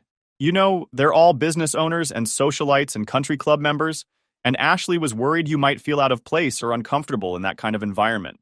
They have very specific expectations about image and presentation and social dynamics, and… Mom, I make more money than probably half those people do. It's not about money, Jake. It's about social standing and connections and the way people present themselves in certain circles. Brad's family moves in very exclusive social environments, and Ashley thought you might not be comfortable with all the formal protocols and expectations. The reality of what she was saying hit me like a freight train, so she thought I would embarrass her. She didn't say that exactly, but she wants everything to be absolutely perfect for Brad's family. She's trying to make a good impression and establish herself in their social circle. You understand, right? This wedding is really important for her future. Did you know about this decision beforehand? Ashley called me last week to explain the situation and ask for my advice about how to handle it. And you told her what? I told her to do whatever makes her happy. It's her wedding day, Jake. It's supposed to be the most important day of her life. Don't be selfish about this and make it all about you. Selfish. The word hit me like a physical blow. Here I was, the guy who'd been financially and emotionally supporting both of them for years, and I was being called selfish for wanting to attend my only sister's wedding. I hung up on her and sat in my car in the company parking lot, trying to wrap my head around this complete betrayal. My own family, the people I'd sacrificed for, the people I'd supported through every crisis, the people I'd put before my own needs for over a decade, thought I was some kind of social liability who would embarrass them in front of their new wealthy friends. That's when I decided things needed to change, permanently and dramatically. That night, I did something I'd never done before in my entire life. I sat down with my laptop, logged into my bank accounts, and methodically calculated exactly how much money I'd given Ashley over the years. Bank transfers, credit card payments I'd made directly to her creditors, loans that were never repaid, emergencies I'd covered, rent payments, car repairs, medical bills, insurance payments, groceries, utilities, everything. I created a spreadsheet and went through 5 years of bank statements line by line. Every transaction to Ashley or on Ashley's behalf. Every emergency payment, every bailout, every temporary loan that became permanent. The final number made me physically sick to my stomach. $127,000. $127,000 of my hard-earned money, gone forever. Money I could have invested in index funds that would probably be worth $180,000 by now. Money I could have used for my own life, my own goals, my own happiness. Money I could have spent on vacations, home improvements, or building my own future instead of subsidizing her Instagram lifestyle. And this is how they repaid me. By deciding I wasn't good enough to witness my sister's wedding, because I might embarrass her in front of her new rich in-laws. I called my lawyer first thing the next morning. He handles contract negotiations for my agency and some personal legal matters, so I trust his judgment on complex situations. Hypothetically, I said, trying to keep my voice steady, if someone owes you a significant amount of money and you have bank records showing multiple transfers over several years but no formal loan agreements, what are your legal options? That depends on the amount involved and the specific circumstances. What kind of situation are we talking about here? I explained the entire situation in detail. The years of financial support, the wedding exclusion, the family's attitude about my social standing. My lawyer listened without interrupting, occasionally asking clarifying questions about documentation and communication records. Jake, I'm going to be completely straight with you here. Without promissory notes or formal loan agreements, it's going to be very difficult to prove in court that these payments weren't gifts. Family financial support is often considered gratuitous unless there's clear documentation of loan terms and repayment expectations. So I have no legal recourse? I didn't say that. There might be other angles we could explore.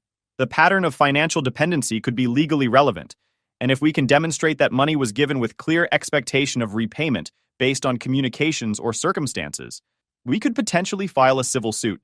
Even if we don't ultimately win, the legal process itself would be quite disruptive and expensive for someone planning a wedding. Discovery alone would be extensive and costly. I smiled for the first time in days, but then I realized something. Legal action felt too clean, too impersonal, too civilized for what they'd done to me. Ashley had made this personal when she decided I was an embarrassment to her perfect new life. She wanted to play social climbing games and exclude family members who didn't meet her new standards. Fine.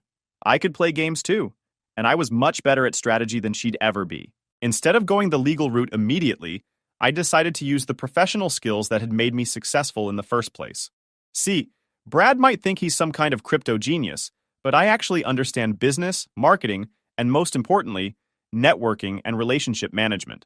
I remembered something Ashley had mentioned in passing several months ago during one of her excited phone calls about wedding planning. Brad was actively seeking Series A funding for some new cryptocurrency project. He'd been bragging to her about meetings with investors and venture capital firms, claiming he was going to build the next big blockchain platform. I spent an entire weekend doing what I do best in my professional life: comprehensive research and competitive analysis. I found Brad's LinkedIn profile, his company website, his social media presence, press mentions, business registrations, everything I could dig up. This guy was running what appeared to be a pretty questionable operation. His crypto investment firm was basically him and 2 other guys operating out of a shared workspace, making trades based on market sentiment and YouTube tutorials. But here's where it got interesting. He was actively courting Series A funding for some ambitious blockchain project he claimed would revolutionize decentralized finance. And one of the potential investors he'd been pitching? A venture capital firm where my college buddy Tyler works as a senior investment partner. Tyler and I went to Northwestern together, we're in the same business fraternity, and we've stayed in touch over the years. He's sharp, successful, and well-connected in the Chicago investment community. More importantly, he values character and integrity in the entrepreneurs he backs. I gave Tyler a call on Sunday afternoon, framing it as catching up with an old friend. Jake, man, it's been way too long. How's the advertising world treating you these days? Can't complain, Tyler. Business is good, clients are happy, and I'm finally at the level where work feels more strategic than tactical. Hey, random question. Is your firm looking at a crypto startup called Blockvest Capital? Oh, wow, yeah, actually. Some guy named Brad reached out through our website a few weeks ago. Pretty small operation, but the initial pitch deck looked somewhat interesting from a market opportunity perspective. Why do you ask? That's my sister's fiance. And let me tell you about the kind of character and judgment this guy really demonstrates. I told Tyler everything. How Brad had influenced my sister to exclude her own brother from their wedding, because his wealthy family thought I wouldn't fit in with their social circle. How he was obviously using her for her social media presence and appearance, while she used him for his money and lifestyle. How his entire business model appeared to be built on cryptocurrency speculation, rather than legitimate technology innovation or sustainable business strategy. Dude, that's seriously messed up on multiple levels. And honestly, we were already having some second thoughts about the investment after our preliminary due diligence. Our research team raised several red flags during their initial analysis. What kind of red flags? Let's just say their financial statements don't quite add up when you dig into the details, and their business model is essentially buy cryptocurrency assets and hope the market continues going up.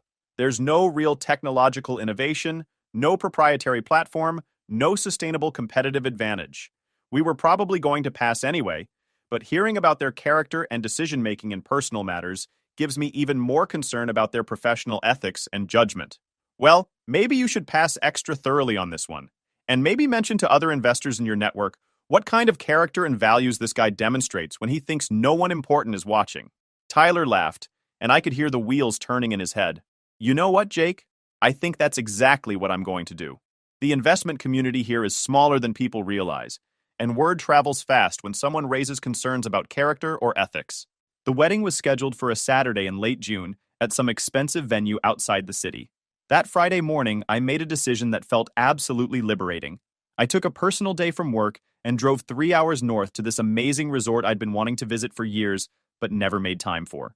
I booked myself a long weekend in their best available suite, $600 a night, but it had incredible mountain views, spa access, room service, and a private balcony overlooking a lake.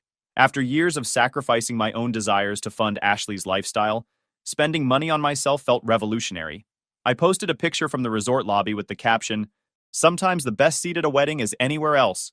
Living my best life, no regrets." But here's where the story gets really satisfying, Reddit. That Friday evening, while I'm enjoying an incredible dinner from room service and watching the sunset reflect off the lake from my private balcony, my phone starts lighting up with notifications like a Christmas tree. Tyler had done his job beautifully. Word had spread through his professional network that Brad was ethically questionable and financially questionable. But more importantly, one of the other potential investors had decided to do some serious due diligence into Brad's actual financial situation. And what they discovered was absolutely beautiful in its karmic justice. Turns out my future brother-in-law had been massively inflating his assets and income to impress Ashley, her friends, and potential investors. The luxury downtown apartment he'd been featuring in his social media posts, rented month to month, and he was 3 months behind on payments with an eviction notice pending. The Porsche he drove to fancy restaurants and networking events, leased, and also multiple payments behind with repossession threatened. His incredibly successful cryptocurrency portfolio that he bragged about constantly, down about 70% from its peak value, and he'd been borrowing money against credit cards to maintain his lifestyle and cover trading losses. But here's the absolute most beautiful part of this entire situation. The wedding venue required a $45,000 deposit that was supposed to be paid 3 weeks prior to the event. Brad had been stalling the venue coordinator, claiming there was a temporary liquidity issue with one of his major investments that would be resolved within days. My cousin Tommy was at the wedding. Apparently he made the guest list just fine, despite being far less financially successful than me. And he started sending me real-time text updates that were better than any movie I could have watched. Dude, there are people in expensive suits here who are definitely not wedding guests. They're talking to Brad in the corner, and he looks absolutely panicked. Holy crap. I think those were representatives from the venue. Brad just disappeared with Ashley into some back room, and when they came out 5 minutes later, she was crying, and her makeup was completely ruined. The wedding coordinator just made an announcement that there's going to be a brief delay in the ceremony, but people are starting to whisper, and some guests are actually leaving. This is getting chaotic. Ashley's bridesmaids are all crying now and consoling her. Brad's family looks furious and embarrassed. Someone just said the venue is threatening to shut everything down. I ordered more room service, this incredible steak dinner with lobster, and kept reading the updates with growing satisfaction. Brad just gathered everyone together and announced that his business partner embezzled money from their company accounts, and he can't make the venue payment. Ashley started screaming at him in front of literally everyone. The venue manager just kicked everyone out. All 195 guests are standing in the parking lot in their formal wear with nowhere to go. Ashley is having a complete breakdown, and Brad's family is pretending they don't know him. I took a screenshot of that last message and saved it to my phone. Sometimes the universe delivers justice in the most poetic ways possible. Sunday morning, I woke up naturally. No alarm, no stress, no family drama, to sunlight streaming through the floor-to-ceiling windows of my suite. I made coffee with the fancy machine they'd provided, stepped out onto my private balcony, and checked my phone for the first time since Friday night. 52 missed calls, 127 text messages, voicemails from Ashley, Mom, various relatives, and even some numbers I didn't recognize. Probably wedding guests wanting to know what had happened, and if there was going to be some kind of makeup event. I settled into the comfortable lounge chair on my balcony, coffee in hand, mountain lake stretching out in front of me, and started returning some calls. This was going to be entertaining. First call, Ashley. She answered before the first ring even finished. Jake! Oh my God, Jake! Thank God you're answering. Please, I desperately need your help. Everything fell apart yesterday, and I don't know what to do, and everyone's asking questions and... Slow down, Ashley. Take a breath. What exactly happened? The wedding was completely canceled. Brad lied about everything, Jake. Everything! He's completely broke.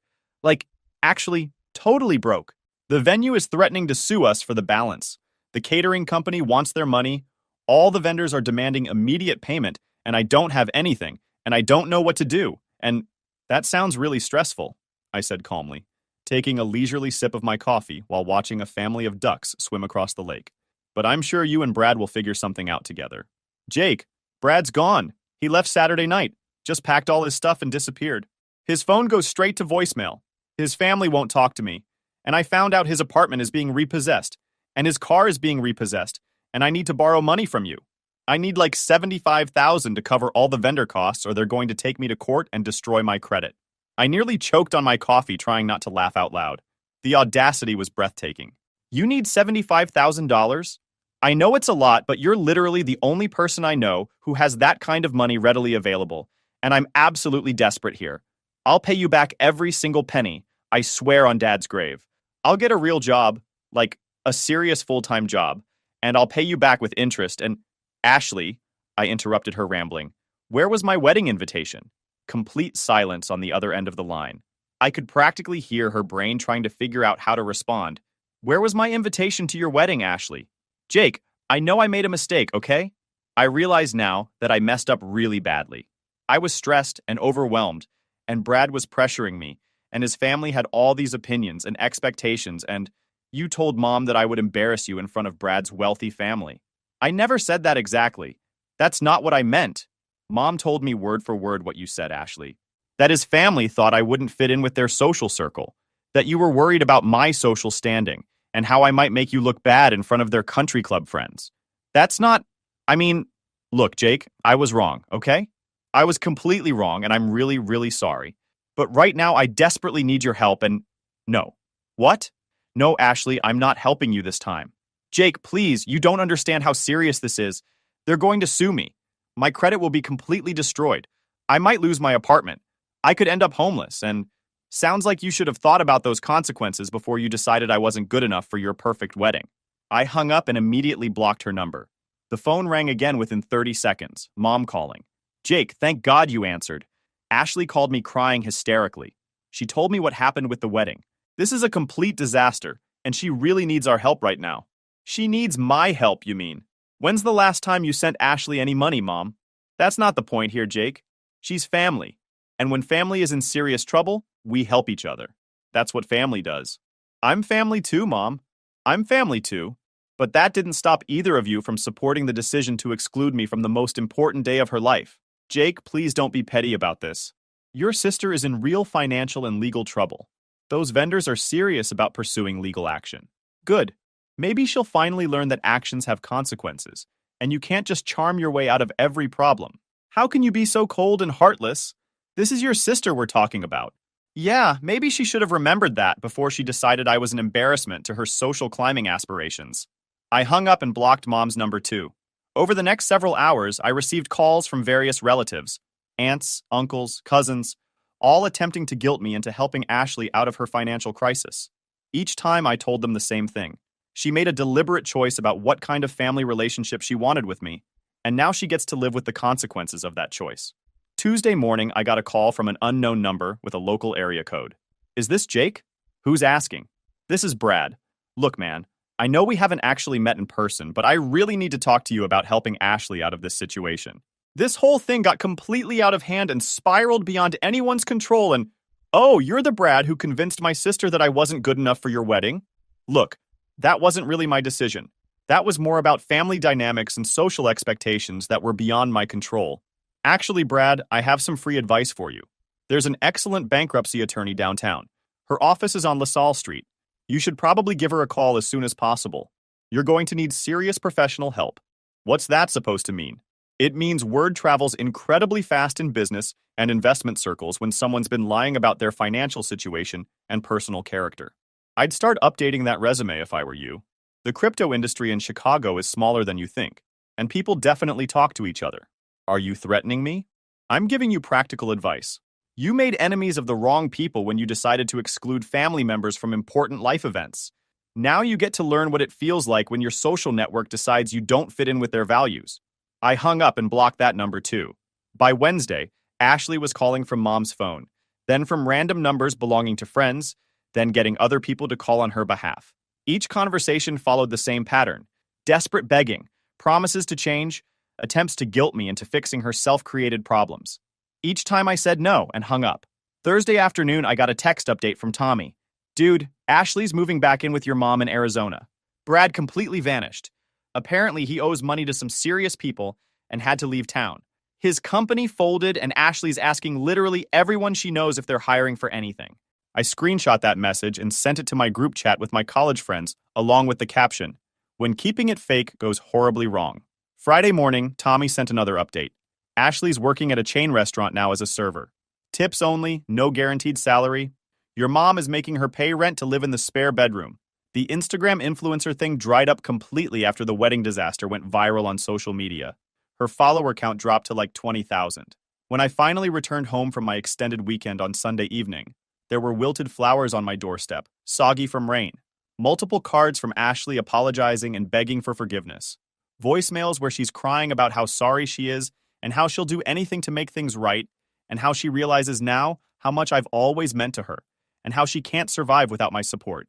I threw the dead flowers directly in the trash without reading the cards, and deleted all the voicemails without listening to them. Because here's the fundamental truth that Reddit needs to understand. I didn't destroy Ashley's life. I didn't sabotage her wedding or ruin her relationship. I simply stopped enabling her poor decisions and allowed reality to catch up with the choices she'd been making for years. At Christmas, my dad called me an idiot who climbs poles for a living, mocking my line work job. Right after I bought him his dream car. The whole family laughed. The next morning, I took it back and showed him what real power looks like. Hey, Reddit, I never thought I'd be the guy writing one of these, but here we are. A year ago, I cut contact with my father after one final public mess that honestly changed everything for me. I used to think family meant unconditional loyalty, no matter how much respect you lost in the process. Turns out, some people only see family as another word for ownership. Anyway, this story isn't about revenge or hate. It's about what finally pushed me to walk away, and how I learned peace can be louder than words. People think line work is all about climbing poles and fixing wires. It's not. It's about keeping power flowing when everyone else is home warm and comfortable. Storms, blackouts, lightning, we're the ones out there. That's what I do. And yeah, it's dangerous. It's hard, but I love it. I've been doing it for almost 10 years, and every time I see the lights flicker back on after a long outage, I feel like I actually built something that matters. My dad never saw it that way, though. He used to joke that I worked with big boy Legos. He'd say, "Real success wears a tie, Ryan," while sipping his black coffee like he was dropping life wisdom. He's a retired accountant, the type who still reads the Wall Street Journal in print and thinks a man's worth is tied to how many meetings he sits in. My sister Erin? Yeah, she's the favorite. She runs a fitness account online, posts gym selfies with motivational captions like rise and grind, and Dad treats her like she discovered fire. She's a real entrepreneur, he says. Sure, Dad. Posting squats for brand deals is definitely Wall Street level stuff. 2 years ago, after yet another, "When are you going to get a real job?" speech, I made myself a promise. I was done trying to explain my career. I'd show him instead. Every time I wanted to quit, I remembered his voice. You'll burn out before you ever get ahead. And the plan hit me one night when I saw an old listing online. A 1968 Mustang Fastback, his dream car since I was a kid. He used to talk about it like it was a first love. Cherry red, manual, black stripes, he'd say. But he never got close to owning one. Too expensive, too impractical. I tracked down one that needed restoring and made it my side project for a year.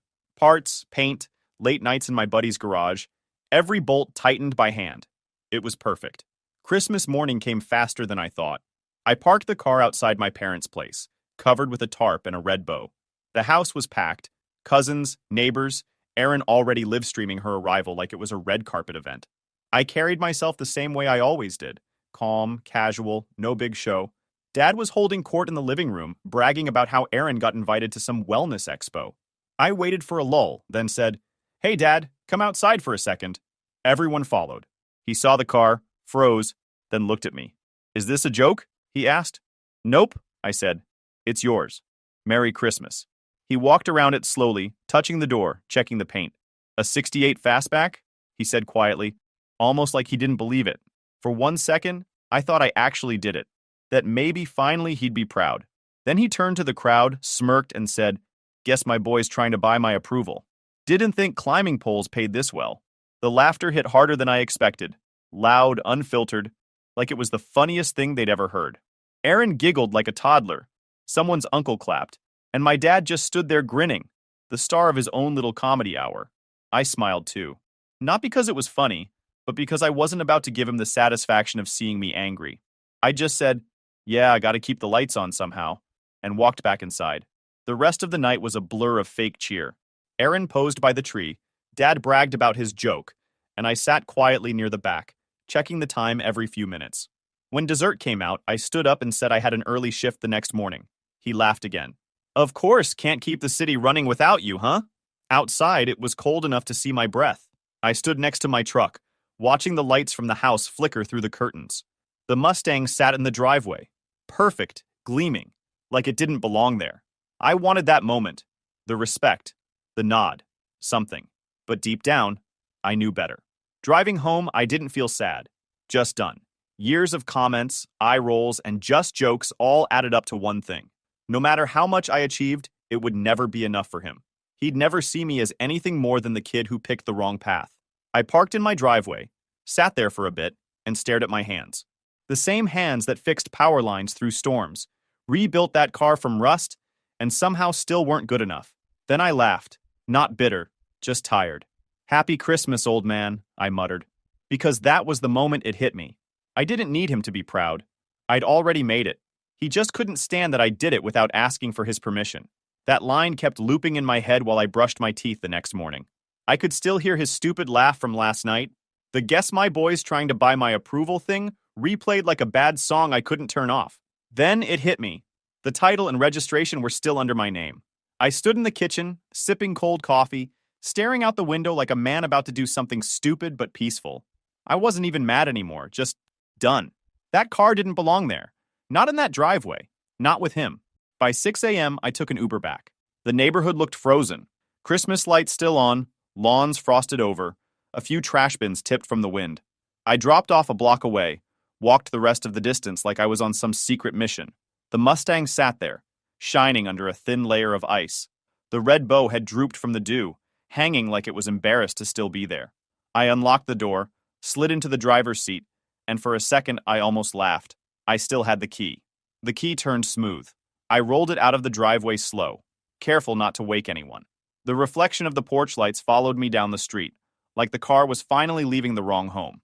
When I got back to my place, I parked it in my garage, turned off the engine, and sat there with my hands on the wheel. For the first time in days, I felt calm, like I'd just unplugged something that had been draining me for years. I took a long shower, made breakfast, and turned my phone face down. I didn't even check it until noon. By then, it looked like my notifications had multiplied in the dark. 23 missed calls, 12 texts, 3 voicemails. Aaron's message popped up first. Did you seriously take back Dad's present? You're ruining Christmas. Everyone's talking about it. Grow up. Right below that, one from my dad. People laughed because it was funny. Learn to take a joke. Then another one a few minutes later. You're embarrassing yourself now. No, thank you. No, why'd you take it back? Just pure entitlement like the car was his birthright. I put my phone down and went to the garage. The Mustang gleamed under the light, engine still warm from the drive earlier. I walked around it slow, hands in my pockets. I thought about every single time he'd run his mouth about my job. Blue-collar muscle, kid who works with tools because he couldn't handle math. Maybe if you studied harder, you wouldn't have to hang off poles for a living. He said it all like it was helpful advice, like tearing me down was his version of motivation. I used to laugh it off, tell myself he just didn't understand what I did. But deep down, I think he did. He just hated that I didn't need his approval to be proud of it. I wiped my hands on a rag and opened my laptop. Pulled up a classic car listing site. 1968 Mustang Fastback. Restored. Original V8 engine. New paint. I took a few photos right there in the garage. Front angle, engine bay, interior. Posted it with a short note. Serious buyers only. Title in hand. I wasn't keeping something that reminded me of him. It didn't even feel like my work anymore. It was a monument to a guy who'd never say good job without turning it into a dig. I wanted to sell it and treat myself with something that had nothing to do with him. Around 3 in the afternoon, my phone buzzed again. Another voicemail. I played it on speaker while tightening a light fixture in the kitchen. Ryan, what the hell is wrong with you? He said, voice all shaky fake anger. You took the car back? You think that makes you look strong? People saw you do that. You embarrassed me. You embarrassed this family. You think you can just take back a gift like some spoiled kid? I laughed out loud. Spoiled kid. From the guy who spent Christmas morning roasting his son for sport. I texted him back 3 words. Title's in my name. He didn't reply after that. But Erin did. Of course she did. You're acting insane. Dad's really upset. He didn't mean anything by the joke. Why can't you just let stuff go? Because I'd been letting stuff go for 30 years, that's why. Every insult, every jab disguised as just teasing. You don't realize how much you've swallowed until you stop. That evening, I stood in the garage again, staring at the car. Someone had already messaged me about it, offering to come by and see it that weekend. I accepted. When I shut the garage lights off, I caught a glimpse of myself in the side mirror. I looked different. Not in some dramatic movie way, just steadier, clearer. That night, lying in bed, I realized something simple. I'd spent years trying to prove to him that I made it, but I didn't need to prove it anymore. The guy who thought success came with a tie and a title could keep his empty house and his fake pride. Me? I had peace, and a car to sell. That weekend a buyer came by. Older guy, probably late 40s, knew what he was looking at. He didn't even haggle, just walked around the Mustang, nodded once and said, "Someone really took their time with this." "Yeah," I said, handing him the keys. Someone did. By Monday morning, the car was gone, the garage was empty, and I felt lighter. I figured my dad would blow up again once he noticed it was listed online, so before he could start his next meltdown, I decided to cut the cord for good. I opened my phone, scrolled through my contacts until I found Lacey, his wife, my stepmom. She's the only one in that house who's ever treated me like an actual human being. She didn't always take sides, but she also never pretended the guy was easy to live with. My text was short, maybe 4 lines. Hey Lacey, I just wanted to say I'm stepping back from all this. I'm done with family holidays, done with fixing things, done trying to make peace when it's one-sided. I wish you the best. I stared at the screen for a second before hitting send. No essays, no explanations, just truth. Her reply came 10 minutes later. You've done enough, Ryan. Don't feel guilty. You deserve peace. Simple, honest, probably the nicest thing anyone from that side of the family ever said to me. After that, I figured I'd get ahead of the noise. My mom lived in Arizona, remarried once, divorced again, teaches sewing classes out of her garage now. We talk sometimes, mostly small stuff, weather, work, that sort of thing. But this time I called her for real. She picked up on the second ring. Hey, stranger, she said. Hey, Mom. I did something, I said. That sounds like something you usually say before bad news, she joked. I told her about the Christmas mess, the Mustang, the joke, everything. She didn't interrupt once. When I finished, there was silence. Then she said, Good. Good? I asked. That's not the part where you tell me to make peace? She laughed softly. Ryan, I was wondering when you'd finally stop trying to fix him. It's about time. That threw me off. My mom isn't the emotional type. Never was. But she sounded calm, relieved even. Then she said something I didn't expect. You know why I left him, right? She asked. I figured it was the arguing, I said. She sighed. It was the control. Everything had to be his way, or it didn't count. I loved sewing. I used to sell my work at fairs. He made me quit. Said it wasn't respectable enough for an accountant's wife. I leaned back in my chair, staring at the wall. I could almost picture him saying it. Same smug tone he used when he told me climbing poles wasn't a real job. She continued. He doesn't love people, Ryan. He audits them, measures their worth like balance sheets. You could give him the world, and he'd still find an error somewhere. That line stuck with me. He audits them. That's exactly what he did. Every conversation was a calculation. How much he could criticize, how much control he still had. I told her, I think I finally got tired of being one of his bad investments. She chuckled. You're the only investment that actually paid off. He just doesn't like the return coming in without his name on it. We talked for another hour. She sounded happy, free. I hadn't heard that in years. When we hung up, I realized she wasn't shocked at all. She'd been waiting for this moment, quietly hoping I'd figure it out. After that call, I sat on the couch for a while, scrolling through old texts from my dad and Aaron. Messages that looked normal until you actually read them. Little digs dressed up as conversation. Dad sent me once, any chance you'll move up to management? Or are you more of a hands-on forever type? It all read like the same script. Me proving, them minimizing. I was tired of it. So I did what I should have done years ago. I opened my contacts, hit block on both their numbers, then scrolled through social media and deleted them from every platform. No announcement, no post about cutting off toxicity, none of that attention-seeking stuff. Just quiet deletion. My phone buzzed once. Unknown number. Probably my dad using a different phone to get around the block. I didn't answer. I just watched it ring until it stopped. Later, I sat out on the porch with a cold soda, scrolling through a few job listings in Arizona just for curiosity. Not because I needed to move, but because I could. Because I didn't owe anyone an explanation anymore. It was strange how light everything felt. Like my life had been filled with background noise for so long, I forgot what quiet sounded like. Before heading in, I sent one last text. To Lacey, not my dad. Just so you know, I blocked him and Aaron. I'm done. I appreciate you always being decent. She replied a minute later. I understand. You're doing the right thing. I smiled, put the phone down, and locked the door. For the first time in years, there was no weight sitting on my chest. Sometimes walking away isn't disrespect. It's self-respect. I should have known my dad wouldn't let that be the end of it. About a week after blocking him, I was at work, climbing down from a transformer pole, when I noticed a text from a coworker, Nate. Bro, everything good with you? I texted back, yeah. Why? He sent a screenshot. It was an email chain between him, another lineman, and our foreman. The email was from my dad. Subject line, concern for my son. He wrote, Ryan's been acting unstable lately. He's isolated himself from family, made erratic financial decisions, and may be struggling mentally. I'm worried he might do something reckless. Please keep an eye on him. My jaw clenched so tight I thought my teeth might crack. I could almost hear his tone. Calm, concerned, perfectly phrased to make me look like a problem. I called Nate. You didn't believe that crap, right? Of course not, man, he said. But dude, that's messed up. Who does that to their own kid? Someone who treats people like projects, I muttered. By the end of the day, 2 more coworkers messaged me. Same story. My dad had reached out to people he didn't even know personally. Managers, union reps, anyone connected to me. All under the banner of concern. It wasn't concern. It was sabotage. The old man didn't like that I stopped playing by his script, so he decided to write a new one, starring me as the unstable son.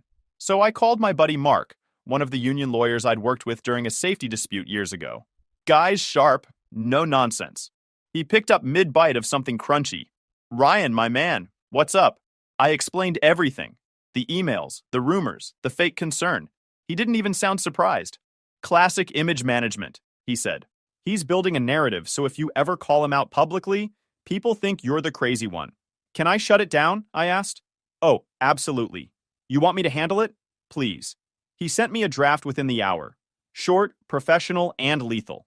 A formal cease and desist letter addressed to my dad, citing defamation and harassment, giving him 48 hours to stop contacting anyone associated with me. I approved it instantly. 2 days later, Mark texted me a screenshot of the delivery confirmation. He got it. I expected silence. What I got instead was a storm. That afternoon, my phone buzzed with a number I didn't recognize. I let it go to voicemail. When I listened later, it was my dad's voice. Shaky, theatrical, full of forced outrage. So this is how you treat your father? You send lawyers after family? You think that makes you a man? You've humiliated me again, Ryan. Do you even care what this does to our name? Our name? Like he was running a corporation, not a family. I deleted it without replying. Not even worth my breath. The next day, Erin called from her other phone. I didn't pick up. She texted instead, "Dad says you sent legal threats. What's wrong with you? He's heartbroken. You're being cruel." I typed back, "Tell him to stop contacting my coworkers and I'll stop defending myself." She read it but didn't answer. Typical Erin. Defend him first, think later. For about a week, things were quiet. Then I opened Facebook during lunch one day and almost spit out my sandwich. There it was, a photo of my dad lying in a hospital bed, wearing one of those patient gowns, oxygen tube under his nose. The caption read, "Stress can really hurt the heart when your own blood turns on you. Appreciate your family while you still can." I just stared at it. No words. Within minutes, the post was swarmed with comments. Old family friends, church people, co-workers from his accounting days, all of them rushing in with sympathy. "Stay strong, Mr. Thompson. You raised a good son. He'll come around. Kids today don't understand loyalty." And of course, Erin chimed in with a heart emoji and "Love you, Dad." It was like watching a live performance of the Martyr Chronicles, featuring Dad as the victim. I didn't comment, didn't message, didn't defend myself. I just closed the app and went back to work. That night, though, I kept thinking about how he'd pulled it off so easily. He wasn't even sick, just bored and hungry for attention. I knew him too well. The man could turn a paper cut into a war story if it meant people would clap for him. The next morning, my foreman, Tom, pulled me aside at the yard. "Hey, just checking in. Everything okay with you?" I smirked. "Let me guess, you saw Facebook?" He nodded awkwardly. "Yeah. Didn't know what to believe, but figured I'd ask straight up." "I'm fine," I said. "He's not. He's just addicted to pretending he is." Tom chuckled and shook his head. "Family, huh?" "Something like that," I said. After work, I went home and sat in my truck for a minute before heading inside. The sky was gray, quiet. It hit me then. He didn't want peace. He wanted an audience. Every move he made was about control, about twisting reality until he looked noble, and I looked broken. He wasn't sick, just addicted to control. I wondered if cutting him off had been too harsh. I used to second-guess myself all the time. Not anymore. One afternoon, while fixing a breaker in my garage, I got a call from a storm response company in Arizona. Big job, 3-month contract, good pay. They needed line workers to help rebuild infrastructure after monsoon damage. I didn't even hesitate. The universe had handed me a reason to get out. That same night, I put my apartment up for rent, cleaned out the garage, boxed up the few things I actually cared about. My tools, some photos, and a worn leather jacket my mom gave me years ago. Everything else could stay. I wasn't running away. I was just done standing still. By the next month, I was in Arizona. My mom lived a few towns over, in a single-story house surrounded by dry hills and cactus fields. When I pulled into her driveway, she came out wiping her hands on a sewing apron. Same calm face as always. "You're really here," she said, smiling. "Yeah," I said. "Figured I'd see what peace looks like." She hugged me quick, like she wasn't sure how to do it anymore, then waved toward the house. "I made lasagna. Don't ask if it's healthy." The first week felt strange. No calls from work emergencies, no sarcastic texts from Erin, no tension hanging in the background. Just open sky, long drives, and quiet nights. I picked up a small place near my mom's. Nothing fancy. Single bedroom, tiny yard, and a view of power lines cutting through the desert horizon. Fitting, really. Days were spent working the storm contract. Hard labor, long hours, the kind of job that made you fall asleep the second you sat down. I loved it. It felt honest. Every bolt I tightened, every line I reset reminded me that I built my own life. No help from anyone. Weekends were slower. I'd help neighbors fix porch lights, patch fences, small things like that. Word got around that the new guy in the blue truck could fix anything, so folks would drop by with small jobs and coffee as payment. I didn't mind. It was peaceful work, no drama, no expectations. Then, one Thursday night, I got a text from Lacey. I hadn't heard from her in months. Hey Ryan, just a heads up. Your dad tried to use that old emergency credit card you gave him years ago. It got declined. I froze mid-bite. I'd completely forgotten that card existed. It was something I'd set up years ago when he had surgery. I texted back, "How do you know?" He came home furious, said the card kept getting declined. 3 times in one day, groceries, gas, something at Home Depot. I checked my account that night just to verify, and the activity log showed all 3 failed attempts. The next morning, I called the bank and canceled the card, then asked them to close the entire account so there were no leftovers. The rep asked if I wanted a replacement. "No," I said. "I'm done lending out lifelines." It felt symbolic, ending that one last connection. That card had been a silent chain, one he could tug on whenever he wanted. Now it was gone. Later that night, I told my mom about it over dinner. She didn't seem surprised. "He never wanted help," she said, setting down her fork. "He wanted control. There's a difference." She was right. He didn't miss me. He missed access. Every favor, every card, every call had always been about convenience, not care. A week after that, Lacey sent another text, short this time. "He's mad you canceled it. Said you're punishing him." I told him it's your right. He didn't like that. I smiled when I read it. Not out of spite, just amusement. The man genuinely believed cutting him off financially was a moral crime. That night, I sat on my porch with the desert wind rolling through. The stars were bright, the air quiet. For once, my mind wasn't replaying old arguments or unfinished sentences. I just sat there, watching the power lines stretch across the horizon like silver threads, the same kind of lines I used to climb for a living. There was something poetic about it, I guess. The same thing he mocked me for had become the very thing that gave me freedom. I thought about all the years I'd spent trying to fix things, broken conversations, old resentments, relationships that were never going to work. And for what? To keep the peace for people who didn't care if I had any left for myself? I leaned back in my chair, finished my drink, and muttered to no one. Guess I finally learned what to stop fixing. I stopped fixing everything that wasn't my job, including him. But apparently, he still thought I was on call. It had been about 6 months since I'd canceled that card. I was in Los Angeles for a week-long training course for senior line workers. Safety seminars, leadership stuff, all paid for by the company. I hadn't thought about my dad in months. I'd even stopped wondering what new act he was pulling online. The morning it happened, I was walking out of the hotel lobby, ID badge around my neck. I was scrolling through my schedule when I heard it. Ryan. That voice could cut glass. I froze, turned, and there he was. My dad. Standing across the street in khakis and a pressed shirt, holding a folder like he was about to file a complaint. I didn't move. He smiled like nothing had happened, like he hadn't spent the last year trying to wreck my name. "Can we talk?" he called out, crossing the street. "Let's talk like men." I should have walked away, but I didn't. Maybe curiosity, maybe closure. Either way, I stood there as he stopped a few feet in front of me, adjusting his glasses like he was about to deliver a TED Talk on fatherhood. "You look good," he said. "I saw your name listed as an attendee for this event.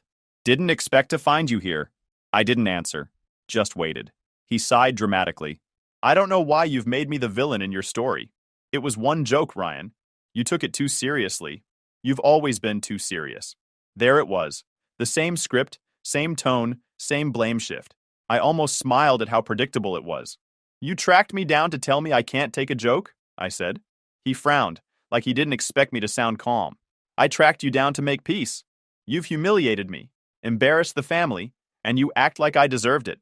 "I don't act like it," I said. "You did." He shook his head, stepping closer. "You've changed, son. You used to have respect. Now you talk to me like I'm a stranger." "You are," I said flatly. "And stop calling me son. You lost the right when you made me your punchline?" That got to him. His face twitched, that same mix of confusion and anger he used to get when someone disagreed with him. He opened his folder, pulled out some printed screenshots. My guess, social media comments, maybe texts. "This isn't who you are," he said, shaking the papers slightly. "You're better than this resentment. I know you miss me." I laughed quietly. "You know what's funny? You've been wrong about me my whole life. Might as well add that one to the list." He scowled. "I miss my son," he said, "the one who used to respect me."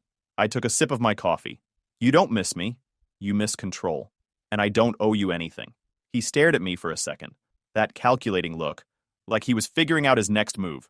Then suddenly he stepped back, tripped on his own heel, and threw his arms out. "Don't hit me!" he shouted, loud, way too loud. "Please stop!" I froze. People on the sidewalk turned immediately. A couple walking their dog stopped. A guy pulling luggage looked over. Someone across the street started filming. "What the hell are you talking about?" I said, backing up a step, hands raised. He stumbled again, fake clutching his shoulder. "He's attacking me! Please stop!" A woman near the curb gasped. "Sir, you need to calm down." Someone else yelled, "Hey man, what's wrong with you?" "He's an old man." My stomach dropped. Not from fear, but disgust. The man had actually rehearsed this. The folder hit the pavement, papers scattering like a movie scene. He was breathing heavy, performing like it was Broadway. "Dad," I said slowly, voice low, "you're embarrassing yourself." He shook his head dramatically, still loud enough for the crowd. "You've always had a temper. Always." I heard someone nearby say, "I got it on video," and my chest tightened. Not because I was guilty, because I knew how easily he could twist this. Then, like divine timing, a man burst out from a bakery across the street, apron still on, white flour all over his hands. "Hey!" he yelled. "He didn't touch him!" Everyone turned. "I saw the whole thing," the baker said, jogging over. "That old guy's faking it. The younger one hasn't laid a finger on him. He's been talking calm the whole time." The crowd went quiet.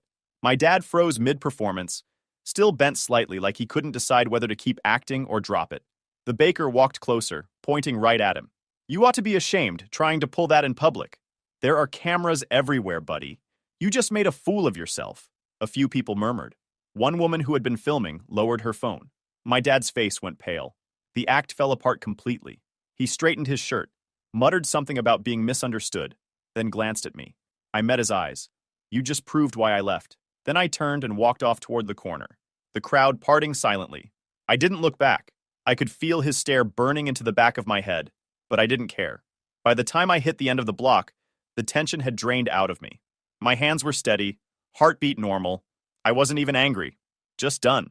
Done with the lies, the theatrics, the constant manipulation. When I got back to the hotel, the front desk clerk gave me a nervous look. "Everything okay out there?" I nodded. "Yeah," I said. "Just someone who doesn't know when to quit."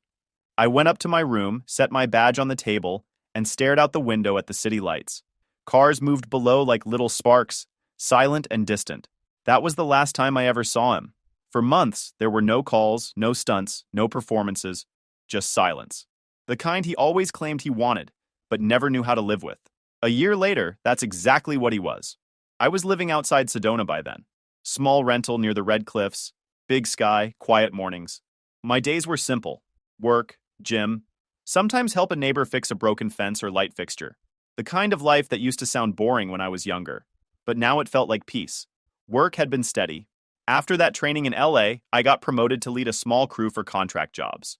Good pay, solid guys, no politics. Most days ended with me grilling dinner on the back porch, watching the sunset paint the desert orange. I didn't think much about my dad anymore. He was a chapter I'd closed, until he tried to write himself back in. It started with a text. Unknown number, same tone I'd know anywhere. "Ryan, it's your father. I'd like to talk. Family's family. Life's too short to hold grudges." I stared at it, shaking my head. No apology, no accountability, just a recycled slogan. I didn't reply. 2 days later, another one came. "You'll regret pushing family away one day." I didn't even block the number. I just muted it. Let him shout into the void. Then came the GoFundMe. Lacey texted me the link with no comment. Just the link. The title read, "Helping a Father Recover from Estrangement and Health Issues." The description was worse.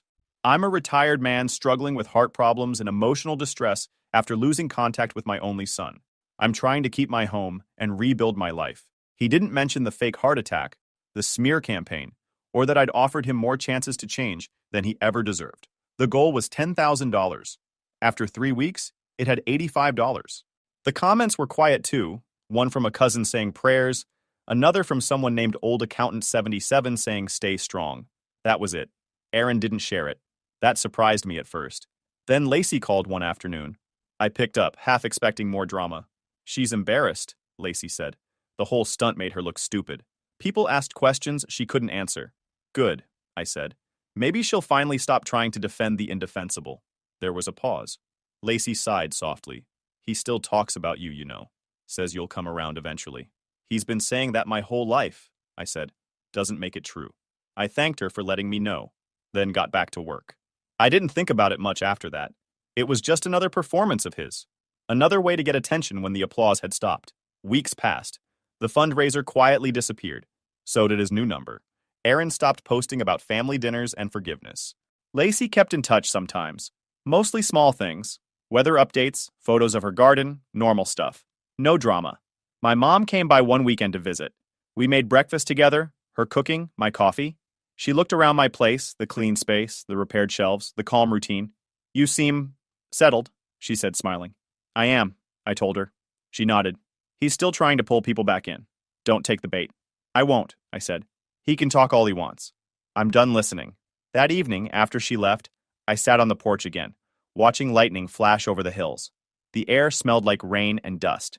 For the first time in years, I realized I didn't feel angry anymore. Not at him, not at the past, not at anything. He'd spent a lifetime trying to prove he was the smartest man in the room. Always had to have the last word, the upper hand, the spotlight. But the one thing he never figured out was that silence isn't weakness. It's control. I hadn't spoken to him in over a year, and for once that silence wasn't heavy.